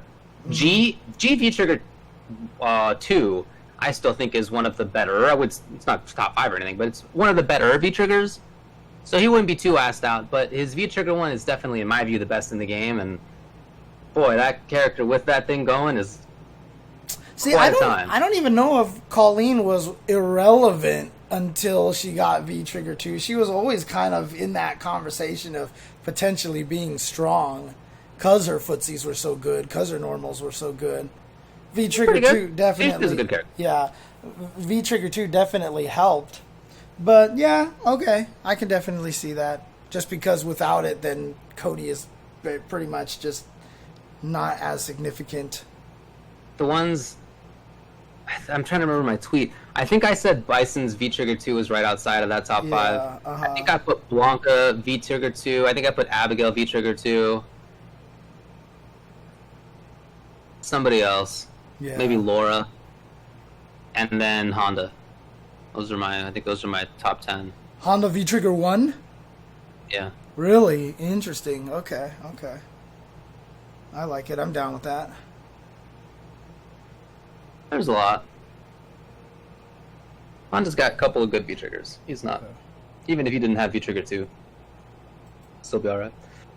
Anyway, that's it. Anything else to say about these? Nope. I've got nothing else to say. I mean, one of the things that I do kind of want to address, what can a person do if they're in a bad community? I don't know. There's been one particular community that someone's talked to me a lot about, that the community is just really terrible and vile and everything like that. And I know some of the people in the community, and the hard part is I'm getting the story from one side. I don't know how to address this.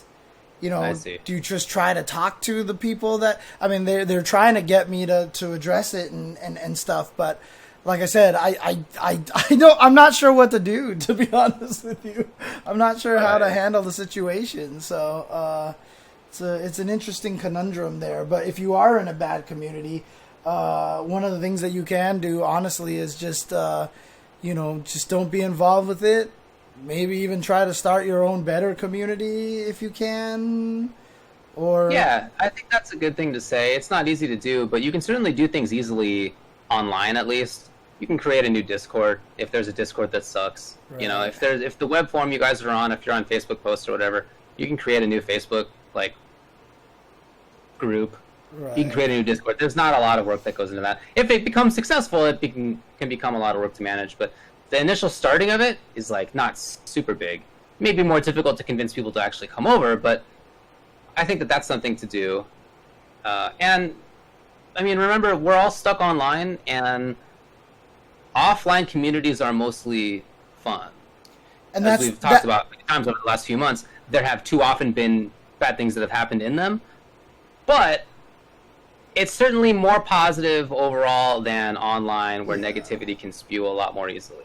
So even you know, game communities that may be currently suffering from some negative PR, offline they're mostly cool. They really are. And that's a different story. And right now it sucks because we're all stuck online and it's kind of hard to get that kind of feeling. I mean, the example that I was giving was one that was offline and was happening much earlier. I was being told of this like a year or two ago. So, yeah. All right. So. That sucks. All right. Okay. Let's get to other game issues. There's not a lot of news in straight-up game front. In Mortal Kombat 11, there was a small update that basically fixes bugs, and now some crushing blows and brutalities work that I guess didn't work. Huh. They also put in classic outfits for Katana, Jade, and Scarlet, and I know a lot of people are happy about that. So if you'd like to see how they looked in olden games, there they go. Also, Ed Boon had a tweet in which he implied that there would be more Mortal Kombat stuff coming. So this is a tweet. Maybe you can put this up on the internet, because it's kind of hard to explain just by me talking about it. Oh, it's a meme picture. Got it. It is a meme. That's right. Okay. Let's see if I... Good old Ed Boon community. The Ed Boon community. Alright, let me do my funky dance over here with stuff on my monitor. Dance it. There you go. Oh, actually, I only put the picture up there. I forgot to put the rest of the tweet up there. Let me do that again. Oh, man. There we go. All right. So, here's the tweet. As you can see, he implies that they are not even close with a K to being done with Mortal Kombat 11. So, that's cool. I don't know if that's news, really. And this guy's a trickster, as everybody knows. So who knows whether you can even take this seriously. But I thought that was cool to point out. Okay. Shoutouts to Ed. That's it. That's all I got for other game news. Okay. I mean, there wasn't a lot, like I said. Yeah. Community news, or that we already covered that too, huh? We did a bunch of it, but there's some more. Okay. So, just news today. A couple young brothers who play Street Fighter, Mario DB and Luigi DB, I guess have been having a bad living situation. And I don't know the circumstances, but Dr. Danny Pham put up a tweet in which he talked a little bit about what's going on with them, again, really without divulging any details, but saying that they had a bad situation and that he wanted to help raise money for them to get out of it, which is great. So he is putting together an exhibition charity stream.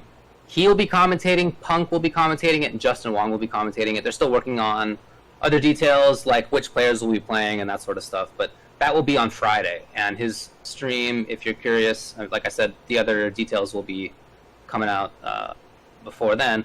His stream is twitch.tv/DRDANNYPHAM, Dr. Danny Pham. So check that out. He also has a GoFundMe up for it, and they've already raised a lot of money in just a few hours. Wow, it's at 6,600 now. That's incredible. Wow. Okay. Out of 10,000 is what they're looking for. Dang. So, I mean, that's amazing. Great job to the team for putting this together. I think it was Mario DB who even made top 8 at CA West. Was it? Did he make it? Or I know one of them was in top 16 at least. Yeah, it was probably Mario. I think that seems right. I mean, they've both been playing a lot. I mean, if you're on the higher ranked end on the West Coast, like you run into these guys all the time in Street Fighter. I have run into them all the time. I usually lose. They're really good. But yeah, so check it out. I'm gonna put the GoFundMe in the chat. Okay.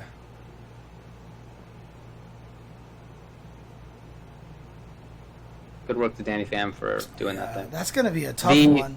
That's going to be a tough one right there. I mean, trying to get somebody into a better living situation, I mean, you can get them there, but, it's going to be a lot of work for them to maintain that kind of a situation as well. So, yeah. But good luck to them. Good luck to everyone. And again, fighting game community tries to do stuff for each other. And Nathan's trying to eat the mouse cursor on my screen right now. It's hilarious. That is hilarious. The Bud Light Beer League is back with Tekken. In fact, it started today. This was the first event, was actually today. But we didn't talk about this last week, so I just wanted to mention it. It is in US East and US West, 2 different regions. Free entry. It's being played on the Steam version of Tekken. There's a $15,000 total prize pool, $1,000 pot every week, $2,500 pot for each finals. So there's quite a bit of money involved for players. Check it out. I will put up the tweet into the chat as well, and then I'll put it up on the YouTubes as well in case anybody's interested. There you go. Okay. Look into that. Also, can you put this up on the internet? The thing that I've highlighted here? Oh, okay, sure. In the show?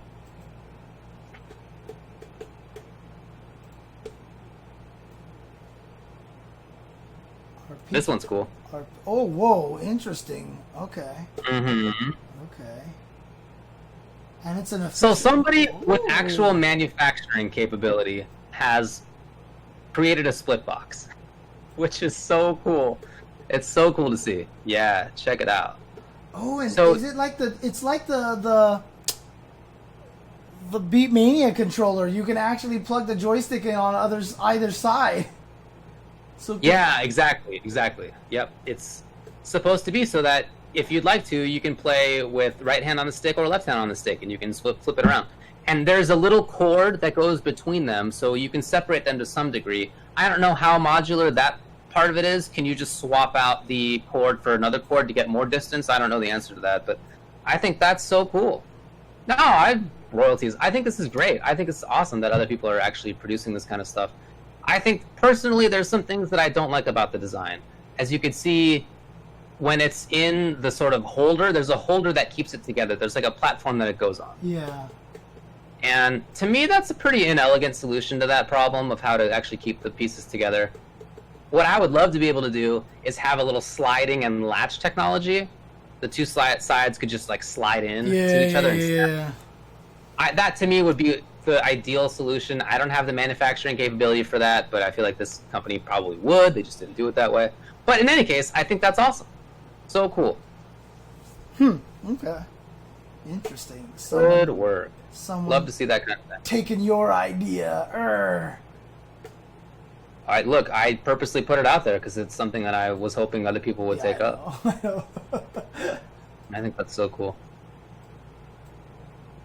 I briefly wanted to talk about Gutex and conspiracy theories, and just like how bummed I am about that he has, I guess, fallen into this neck of the woods. I don't want to speculate on what the reason for that is, or like mental state or anything like that. I don't think that's reasonable to do, but it sucks. I'm sad about it. I'm disappointed about it. I don't really know what to say. I'm wearing a shirt that I got from him, which is, I think, is a cool shirt. I've known that guy for a long time. I would never say that we were like super close friends, but like we've known each other since, I don't know, 2005, mid 2000s, and that's a long time to know somebody. So, it's definitely a big bummer. It's not. Well, I don't know, but he hasn't talked about QAnon stuff. It's more like coronavirus isn't real, or The pandemic is over. hydroxychloroquine is the solution, and the pandemic's over. Yeah, I have, and I am not the only one who's reached out. I mean, I don't want to like divulge anything personal or whatever, but that hasn't been terribly fruitful, and I hope that other people will have a better time with that. I don't know, but I think it's just a big bummer. I don't know. That sucks, right? I don't really know. I don't have like anything profound to say about this. I just wanted to like express my. I don't know. I'm like sad about it.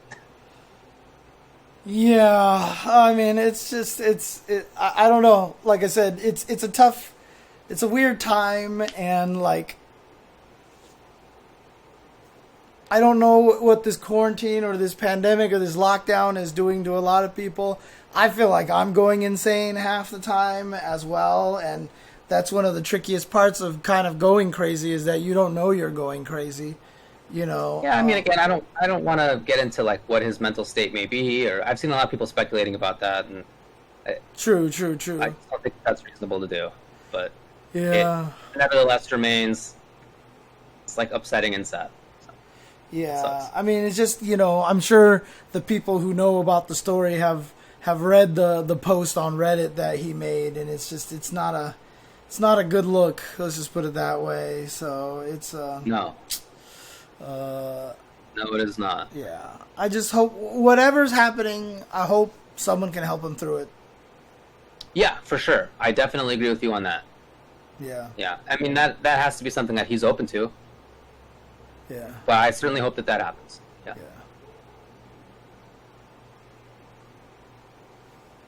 All right. Okay. Yeah. Like I said, I didn't really. I mean, I don't know what to say about that. In terms right. Of like yeah. It's just. It's like you said. It's hard to talk about, and you don't want to go down the whole. Wow, he's gone insane. You know, like you don't want to do that. It's just. It's not fair. It's not fair. So. Yeah.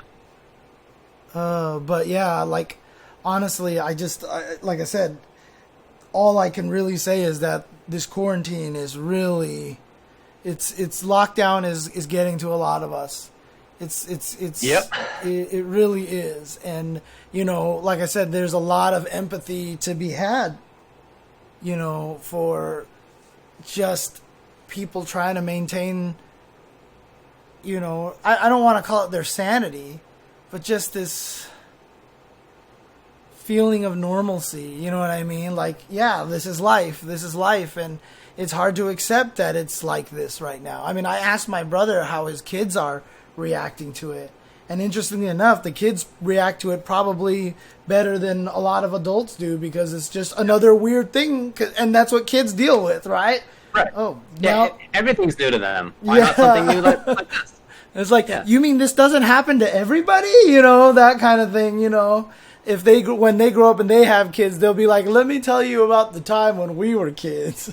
You know, you're lucky you don't have to, you know, kind of situation. So for, a lot of older people, I can see why it's hard to accept, and it's hard to believe that this is actually happening, because it feels like it's getting in the way of everything that you're doing, and the desire to not want it to is very strong.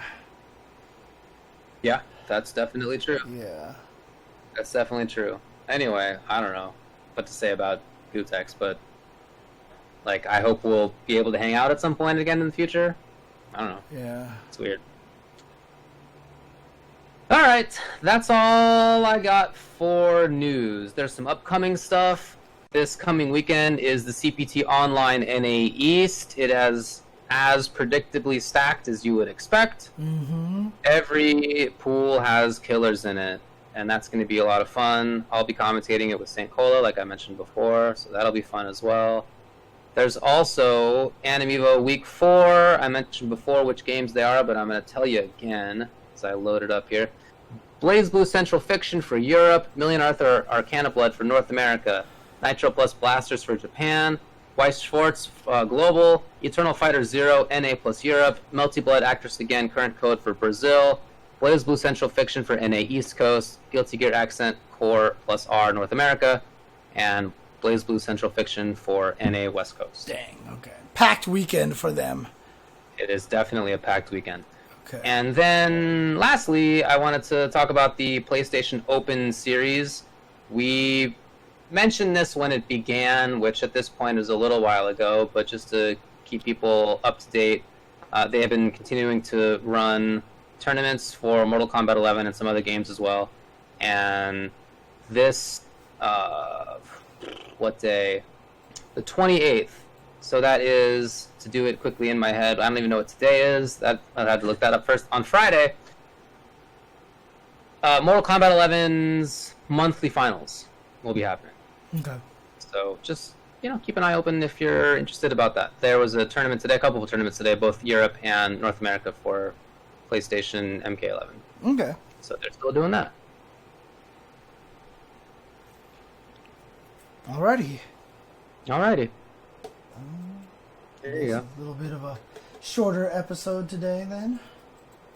Shoutouts to the Rocket Arena devs. They have a patch up, and it's significant, and it changes. It buffs a few characters. Oh, really? Pretty significantly. Yeah. When did it come out? Today. Oh, cool. Okay. And they put up a post on their Reddit, the r/Rocket Arena, I think. Mm-hmm. And it's really in depth. They really went into why they made the changes that they made. Cool. They wrote up a whole set of paragraphs on each thing. They talked about their experience. They talked about how they felt about characters internally, but how the difference between that and how the community feels about them. And it was real in depth. And I always appreciate that kind of stuff. Like, not just here's the list of changes, but here's why we did what we did. Right. That's pretty cool. Okay. I mean, I actually got a chance to try it finally this past weekend. On Friday, we played a little bit of Rocket Arena, and you guys, showed me the ropes and how to play the game and everything like that. Pretty fun. I really enjoyed it. I do like a lot of the concept. It's very different than anything that I'm used to, because when I was running around by myself at one point before I played just to get a feel for the game, I almost carpal tunneled the hell out of my hand because of WASD, because I had my hand bent like this the entire time, because I put my elbow on my armrest, so it's diagonal, but my keyboard is here. So I was doing this, so I have to rotate my keyboard so it's like this, and yeah, my hand started getting sore from using the mouse. I just don't play PC games. I don't WASD. This is the first time I've ever WASD'd this much, to be honest. And so it's definitely very different for me. It's a very new experience for me, but I did find aiming with the mouse is a lot easier than aiming with a analog stick. Let's just put it that way. Yeah, and that's for sure. the other good news too was that after I finished playing it, I didn't get sick. Right, okay. I think the depth of field thing really worked. Like when I put it all the way out, it messed me up, because then the edges start getting this weird curve on them that was really weird. So I had to find this nice middle ground. But then also I just think it's because it is third person more than it is first person as well. It helped a little bit. So, but yeah, I mean, just in terms of, it is a new experience for me just to try to play keyboard and mouse style like that. I've 40 some odd years and I've basically never done that. I played Half-Life for a day a long time ago, 20 years ago. Outside of that, never done it before. So, it's interesting.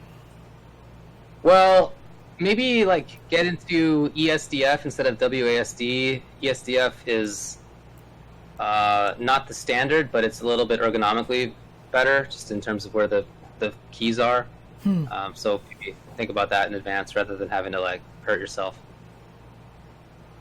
Yeah. Maybe look up a better keyboard. Sounds like that's something you should look into. I mean, I can't use ergonomic keyboards because I don't touch type. So I literally cannot use non-ergonomic keyboards. I mean, I can't use ergonomic keyboards. It actually makes it so that I can't type properly. I can't type right. Just because it's a little bit closer in. That's all. Yeah. Because, I mean there's more buttons for ESDF. There's more buttons on the left, not just the right at that point. So rather than having to move your hand around to access as many buttons as you could in WASD, that is to say, in WASD, you can't access as many buttons immediately from the left side of your hand. Whereas in ESDF, you can access more. which means that you don't gotcha. have to move your hand around quite as much to access as many buttons. Yeah, I mean, the hardest thing for me also is that I'm not actually at a computer desk. So I'm playing on a keyboard tray, so I actually have also very limited range. So like Tubo was saying, he has the mouse set to very low DPI, so he has a big giant mouse pad, so in order to swing left and right, like I can't. If I move my mouse like 2 inches, it's off the keyboard tray and it's fallen, right? And people will be like, well, why don't you just put it on your computer desk? And my response will be, what computer desk? The reason why I'm always looking to the side is because that's where my monitors are. And the monitors are literally sitting on a sideways bookshelf. Like, they're just on a sideways bookshelf because we have this table here, which was for the talking and everything like that. I didn't want to put the monitors here because then they'd block the camera view and all this stuff like that. And so the setup that I have is very, very awkward. So even if I put my keyboard on my table, I'd be playing like this with my neck to the side this way the whole entire time, and that would kill my back. So why don't you use the screen that's right in front of you? The TV screen over there? I've just never tried to hook it up that way. Oh, maybe look into that. Maybe. I'll have to try to figure out a way to make that work then. I use spacebar SDF, the true layout of Kings. That's right. You it's usually players. You use spacebar for forward? Correct. Just like a hitbox. Okay. Interesting. Spacebar SDF. Genius. Yeah. It's weird because like I've just never plugged my computers into TVs. I've just never plugged my computer into a TV. Like it's always... nowadays TVs and monitors are like the same thing. Yeah, and like my old man brain has never quite like done that. You know, I mean, hell, I was even trying to get a stupid freaking pad to work on the PC, and that was work. So, you know, that's right. Yeah. I use E for jump. So spacebar, SDF, and then E is jump. That is crazy. Like I put everything on the mouse. I have a mouse that actually has multiple buttons, so I tried putting everything onto the mouse. So E, because E, so I've thought a lot about this ergonomically, and with this layout, I'm moving a lot less. With ESDF and then spacebar, I'm having to change a lot between finger positions to also access other things, other buttons that are around. Throw, shoot, whatever, special move, or whatever that the game has. Whereas with this, I don't need to do that. You jump less than you press forward. You jump a lot, especially in this rocket arena, but you jump less than you press forward. So you have access to that jump button. Instead of you pressing that jump button, you could press the buttons that are next to it, which I have set up to be like special moves and stuff like that. So hey, you guys have... It results in less wrist movement and finger movement, and that's good for me. You said you guys talk to the devs all the time, right? You need to... I mean, not all the time, but like they hang out in the Discord with us sometimes. Yeah, when you talk to them, you should ask them to make it so that you can assign anything to anything you want on the pad. Yeah, I think that they have talked about that. I think that would be nice because I want to be able to play with the pad and then the mouse. Like I actually want to play with the controller here so I can move with this and the mouse. Problem is I don't have enough access to buttons, and since you can't custom config, I can't put throw item and jump on this side over here, which is what I want because they just don't give you that option. So fascinating. Okay. Yeah. Because that way I can actually move around like this, and then I can throw item here, jump with here. You can either have the left button or the left trigger be jump, but you can't ever set one of them to toss item. So in other words, if I played it this way, with the mouse aiming and move with the control like this, I wouldn't be able to throw items. I can just jump and that's it. So unless I put the throw item onto the mouse, but then I would lose either secondary or whatever like that. So, you know... Yeah, it would be a cursed we control scheme for sure. Or does Wooly actually play that way? Does Wooly actually play with a control pad?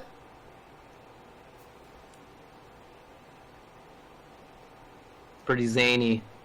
I like the creativity though. Yeah, Because WASD is hard for me. It really is hard for me to play. So it's just odd. I'll get used to it eventually, I'm sure. If I keep playing it, eventually I'll get used to it. But it's very weird. Pad plus keyboard. Cool. Yeah, pad plus keyboard. Oh, Wooly does do pad plus keyboard. There you go. See. So I'm down with it. I'll have to ask what he does. Maybe he has a special program that lets you remap what button on the controller maps to what, and you can kind of customize it that way. A lot of games are just pretty open with it. Yeah. So we entered a Fall Guys event. It was called the Friday Frenzy, and 10-0 put it on, and there were a bunch of different teams. Our team was James and me, and Keats and Tubaware, and we were Team Fart Milk Table. And it was a lot of fun. I mean, I think that game, as I have expressed on this program, is a pile of garbage. But I do think that it's a lot of fun to play with friends, not because of the game, but because my friends and I are hanging out. And I thought that was cool. And on top of that, we got first place. I feel like we got first place. we won the event. Look, that is a game. Congratulations, us. That is Other people were training a lot. We didn't train at all. That was James's second time playing the game, and we feel like we won it. That game, you can write a dissertation on, in terms of game design, on why it is one of the worst games designed, and at the same time why it is one of the most geniusly, brilliantly designed games. Like, it has to be, in order for it to have the success that it has right now, they designed it perfectly bad. And it's such a fascinating game for that reason, honestly. Like, if you want to talk game design, like, that is a masterclass in making your game so compellingly normal and unget-goodable at that it can achieve popularity. Honestly. There is a small skill ceiling. It's not zero. Exactly. Exactly. High. It's enough that people feel like that there's enough to get good at, yet the game is designed enough in a way that people who are significantly not as good at video games as you can still beat you, that it's perfect. Like, if the controls were better, if it didn't have the ridiculous amount of input lag by default that it has, it wouldn't be as popular. Honestly, it just wouldn't be. It's like the perfect designed game. It's like that one. It's like the movie that comes out that everybody goes sees and is a box office smash, yet has no artistic integrity whatsoever. Of the film. That's kind of how it is, honestly. And you say that, and it sounds like an insult, but that movie made more money than anything else. It's not really an insult, Basically, is the way it is. Yeah, it's like Fast and the Furious, exactly. Who's going to sit here and talk shit about Fast and the Furious 5, dude? Like, who's going to talk shit about that game? That movie? Like, you watch it and you're just like, this is great, right? It's like you walk away from it, you feel good. The Rock and Vin Diesel fought each other, and Vin Diesel's not allowed to lose. That's part of his contract. And so, it's like you walk away and you have super fun with it. So, and if you were hoping for something with more depth, go look somewhere else, basically, is how it is. So. Yeah, I'm not into it. I find it really uninteresting. I don't think that it controls nicely. I think the strategy's low. I don't have a lot of positive words to say about it, but I do understand that it's popular, and it looks like people are having a lot of fun. Like, I would like to enjoy it. It's like how some people's just sort of their taste buds genetically can't taste cilantro in a positive way. It tastes like soap to them. Yeah. You heard about it, right? And I have a friend who can't. His cilantro and onions taste like soap to him. And he's always like, man, I wish that I could taste onions and cilantro like everybody else, because you guys are having a great time with it. I feel like I'm missing out. There's something in Fall Guys that I'm missing out on. I don't know what it is. Is that also true for onions too? Yes. Is that why like Flo hates onions so much? Maybe he's one of the I don't know what people. Flo's deal is, but yeah, some people are that way. Interesting. Okay. So I feel like there's something in Fall Guys that I'm not seeing, or I'm genetically predisposed to not enjoying in a positive way. I don't know. But whatever it is. I mean, like, for example, there's the whole game where you run down and some of the doors are real and some of the doors are fake. Like, there's just, like, if everyone played it the right way, you wouldn't have a game. Everybody would run and stop until someone else knocked the door down first to see which one's the real door, so you don't waste your time slamming into a bad door. But because there are so many people who are playing the game wrong, it makes the game so that there's a right strategy. You know what I mean? And that's kind of the weird conundrum of it. You know? Yeah, that actually makes sense. Also, I do enjoy Mario Party. I think Mario Party can be a lot of fun. I've had a lot of fun nights with friends playing actual party games like that. Yeah. And there's something about those games that, to me, even though they can be quite random and unfair, they're fun and funny. And I don't know, I'm just not getting that vibe about this game. Well, I mean, like, it's fine. Some people are saying, like, they play the game just to troll. There's definitely a lot of trolling out there, right? There's definitely a lot of trolling out there. So I totally get it. I totally get why it's fun. That's just the thing is I can't sit here and say that people who enjoy the game are Philistines or whatever like that. I totally get it. And I recognize the genius of the game that it has managed to pull in that kind of audience, you know? So I don't even hate... The genius conspiracy theory of Fall Guys may use fake players to fill up spots. I love it. What if Fall Guys just codes in idiots who are gonna find that door because they're just gonna run themselves into it? It's absolutely possible. There's genius. A lot of games that do that, actually. So, just like 10 out of the 60 or something are just zero brain computers who will just run straight forward. Maybe.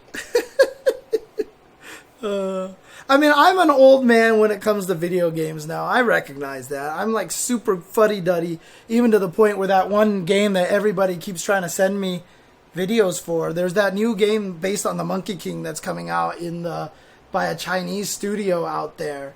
And it's beautiful. It's based off of Chinese mythology. They have a lot of like the dialogues all in Chinese and everything. It looks really beautiful and everything like that. And I saw it and I wasn't excited. I wasn't excited because it was a 3D action game. Like, the guy ran up, hit a bunch, and then did the roll dodge. And as soon as I saw him doing roll dodge to avoid everything, I was just like, ugh. And it just makes me realize why I hate 3D action games. Because the thing about it is 3D games, there's no precision. There's just literally no precision because you can't replicate how you'd want to move in a 3D space in real life. The problem with it is that 3D games add more to the realism so that the game can no longer be a game. You know what I mean? Like, for example, because you're in a 3D view and you see three people running at you like this, right? Like, in real life, if I want to hit all three of them, I could just be like ninja star, ninja star, ninja star. But in this game, you have to have lock-on mechanics or rotate the camera or do all this weird stuff.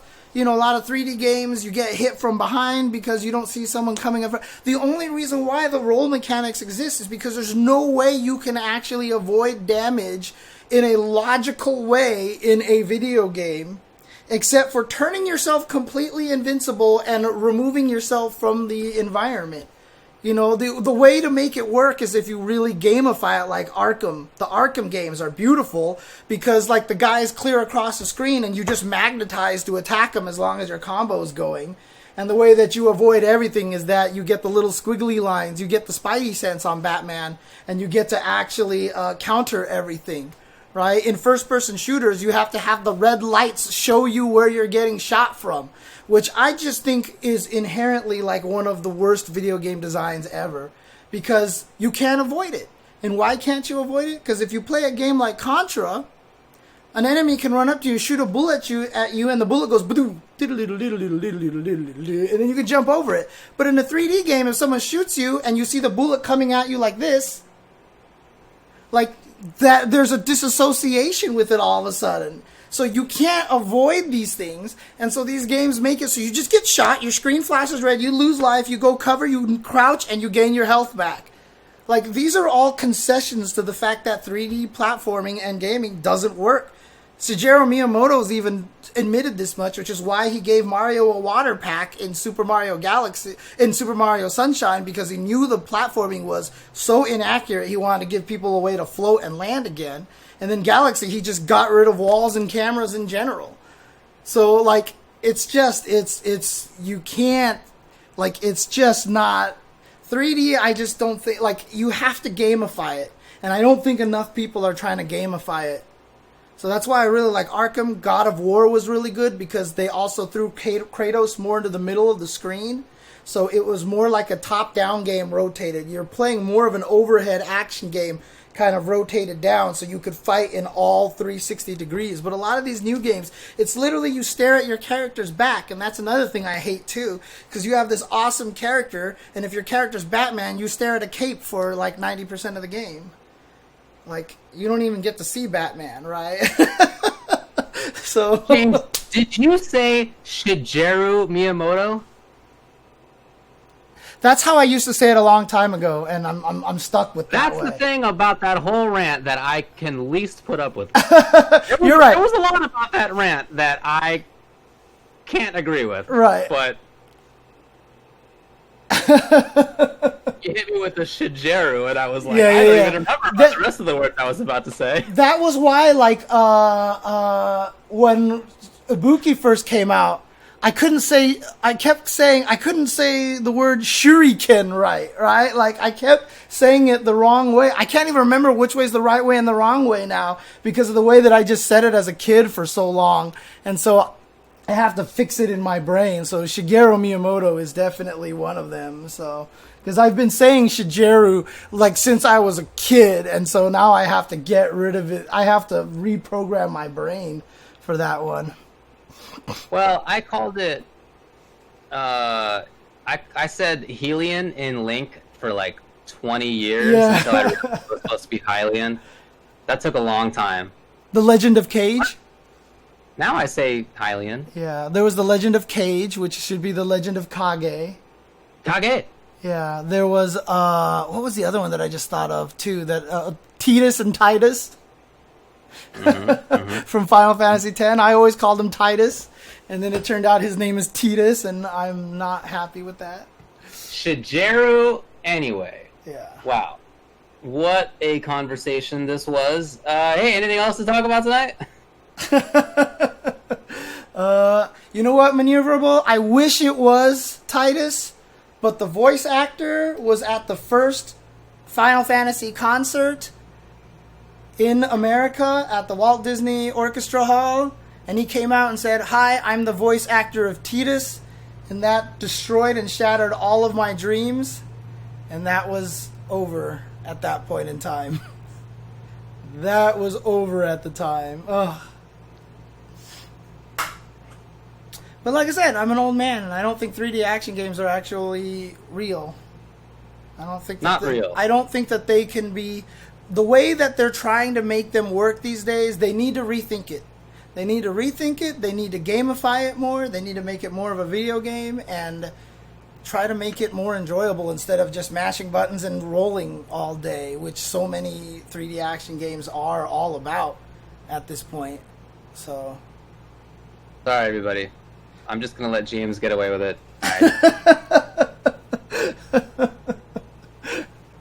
I wouldn't know where to start. So, dude, that's all Dark Souls is fucking rolling and staring at your back. Like, that's the whole game. I played the game with so much weight, and I was doing the little stupid roll, and then everyone's like, take off all the weapons, and I did, and I could roll farther, and then all of a sudden the game was roll and attack. That's it. That's the whole game. Oh, man. There needs to be something more creatively done with them. I mean, look, when you play a 2D game, a lot of the times you look at the distance and you know you can make that jump. When you play Mario, if you run into if you're like playing Mario Maker, you will see the distance between blocks and a gap, and you know you can make that jump.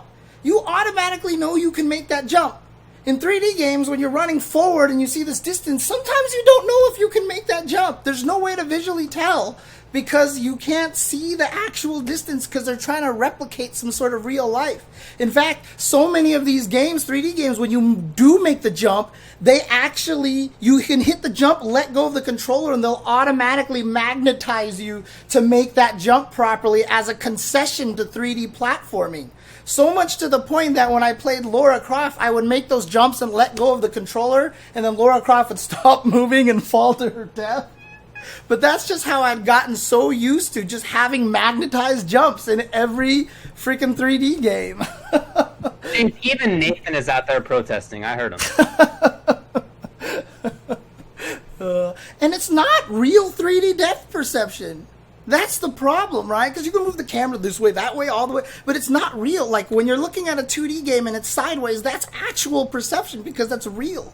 3D is a replicated kind of look. You tell him, Nathan, because I don't have the heart. I'm sure that there was a Cranky Kong quote where when you go to talk to him and he's ranting all about the ancient days, I'm sure one of his quotes was like, I can't believe you kids have 3 dimensions nowadays when back in my day we only had 2. Yep, absolutely. Didn't he definitely have a quote like that? Yeah. Probably, and it's right. He's right. It's true. Alright, well, James is going in the loser's bracket. Next tournament he enters. Sorry, everybody. This is why That's 3D it. games, I mean, it works mostly if you have, like, projectiles and stuff, right? And it's, anyways, yeah. I'll do a whole uncensored episode on this, and I'll rant about it, so that way I don't have to bother David on it. And I can put on the YouTube video, all opinions represent me and not David at all, so.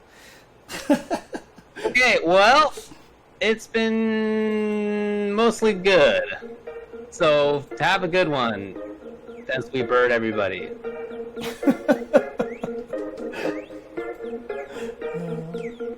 People will learn one day that I am absolutely right about this. They will. Have a good week, everybody.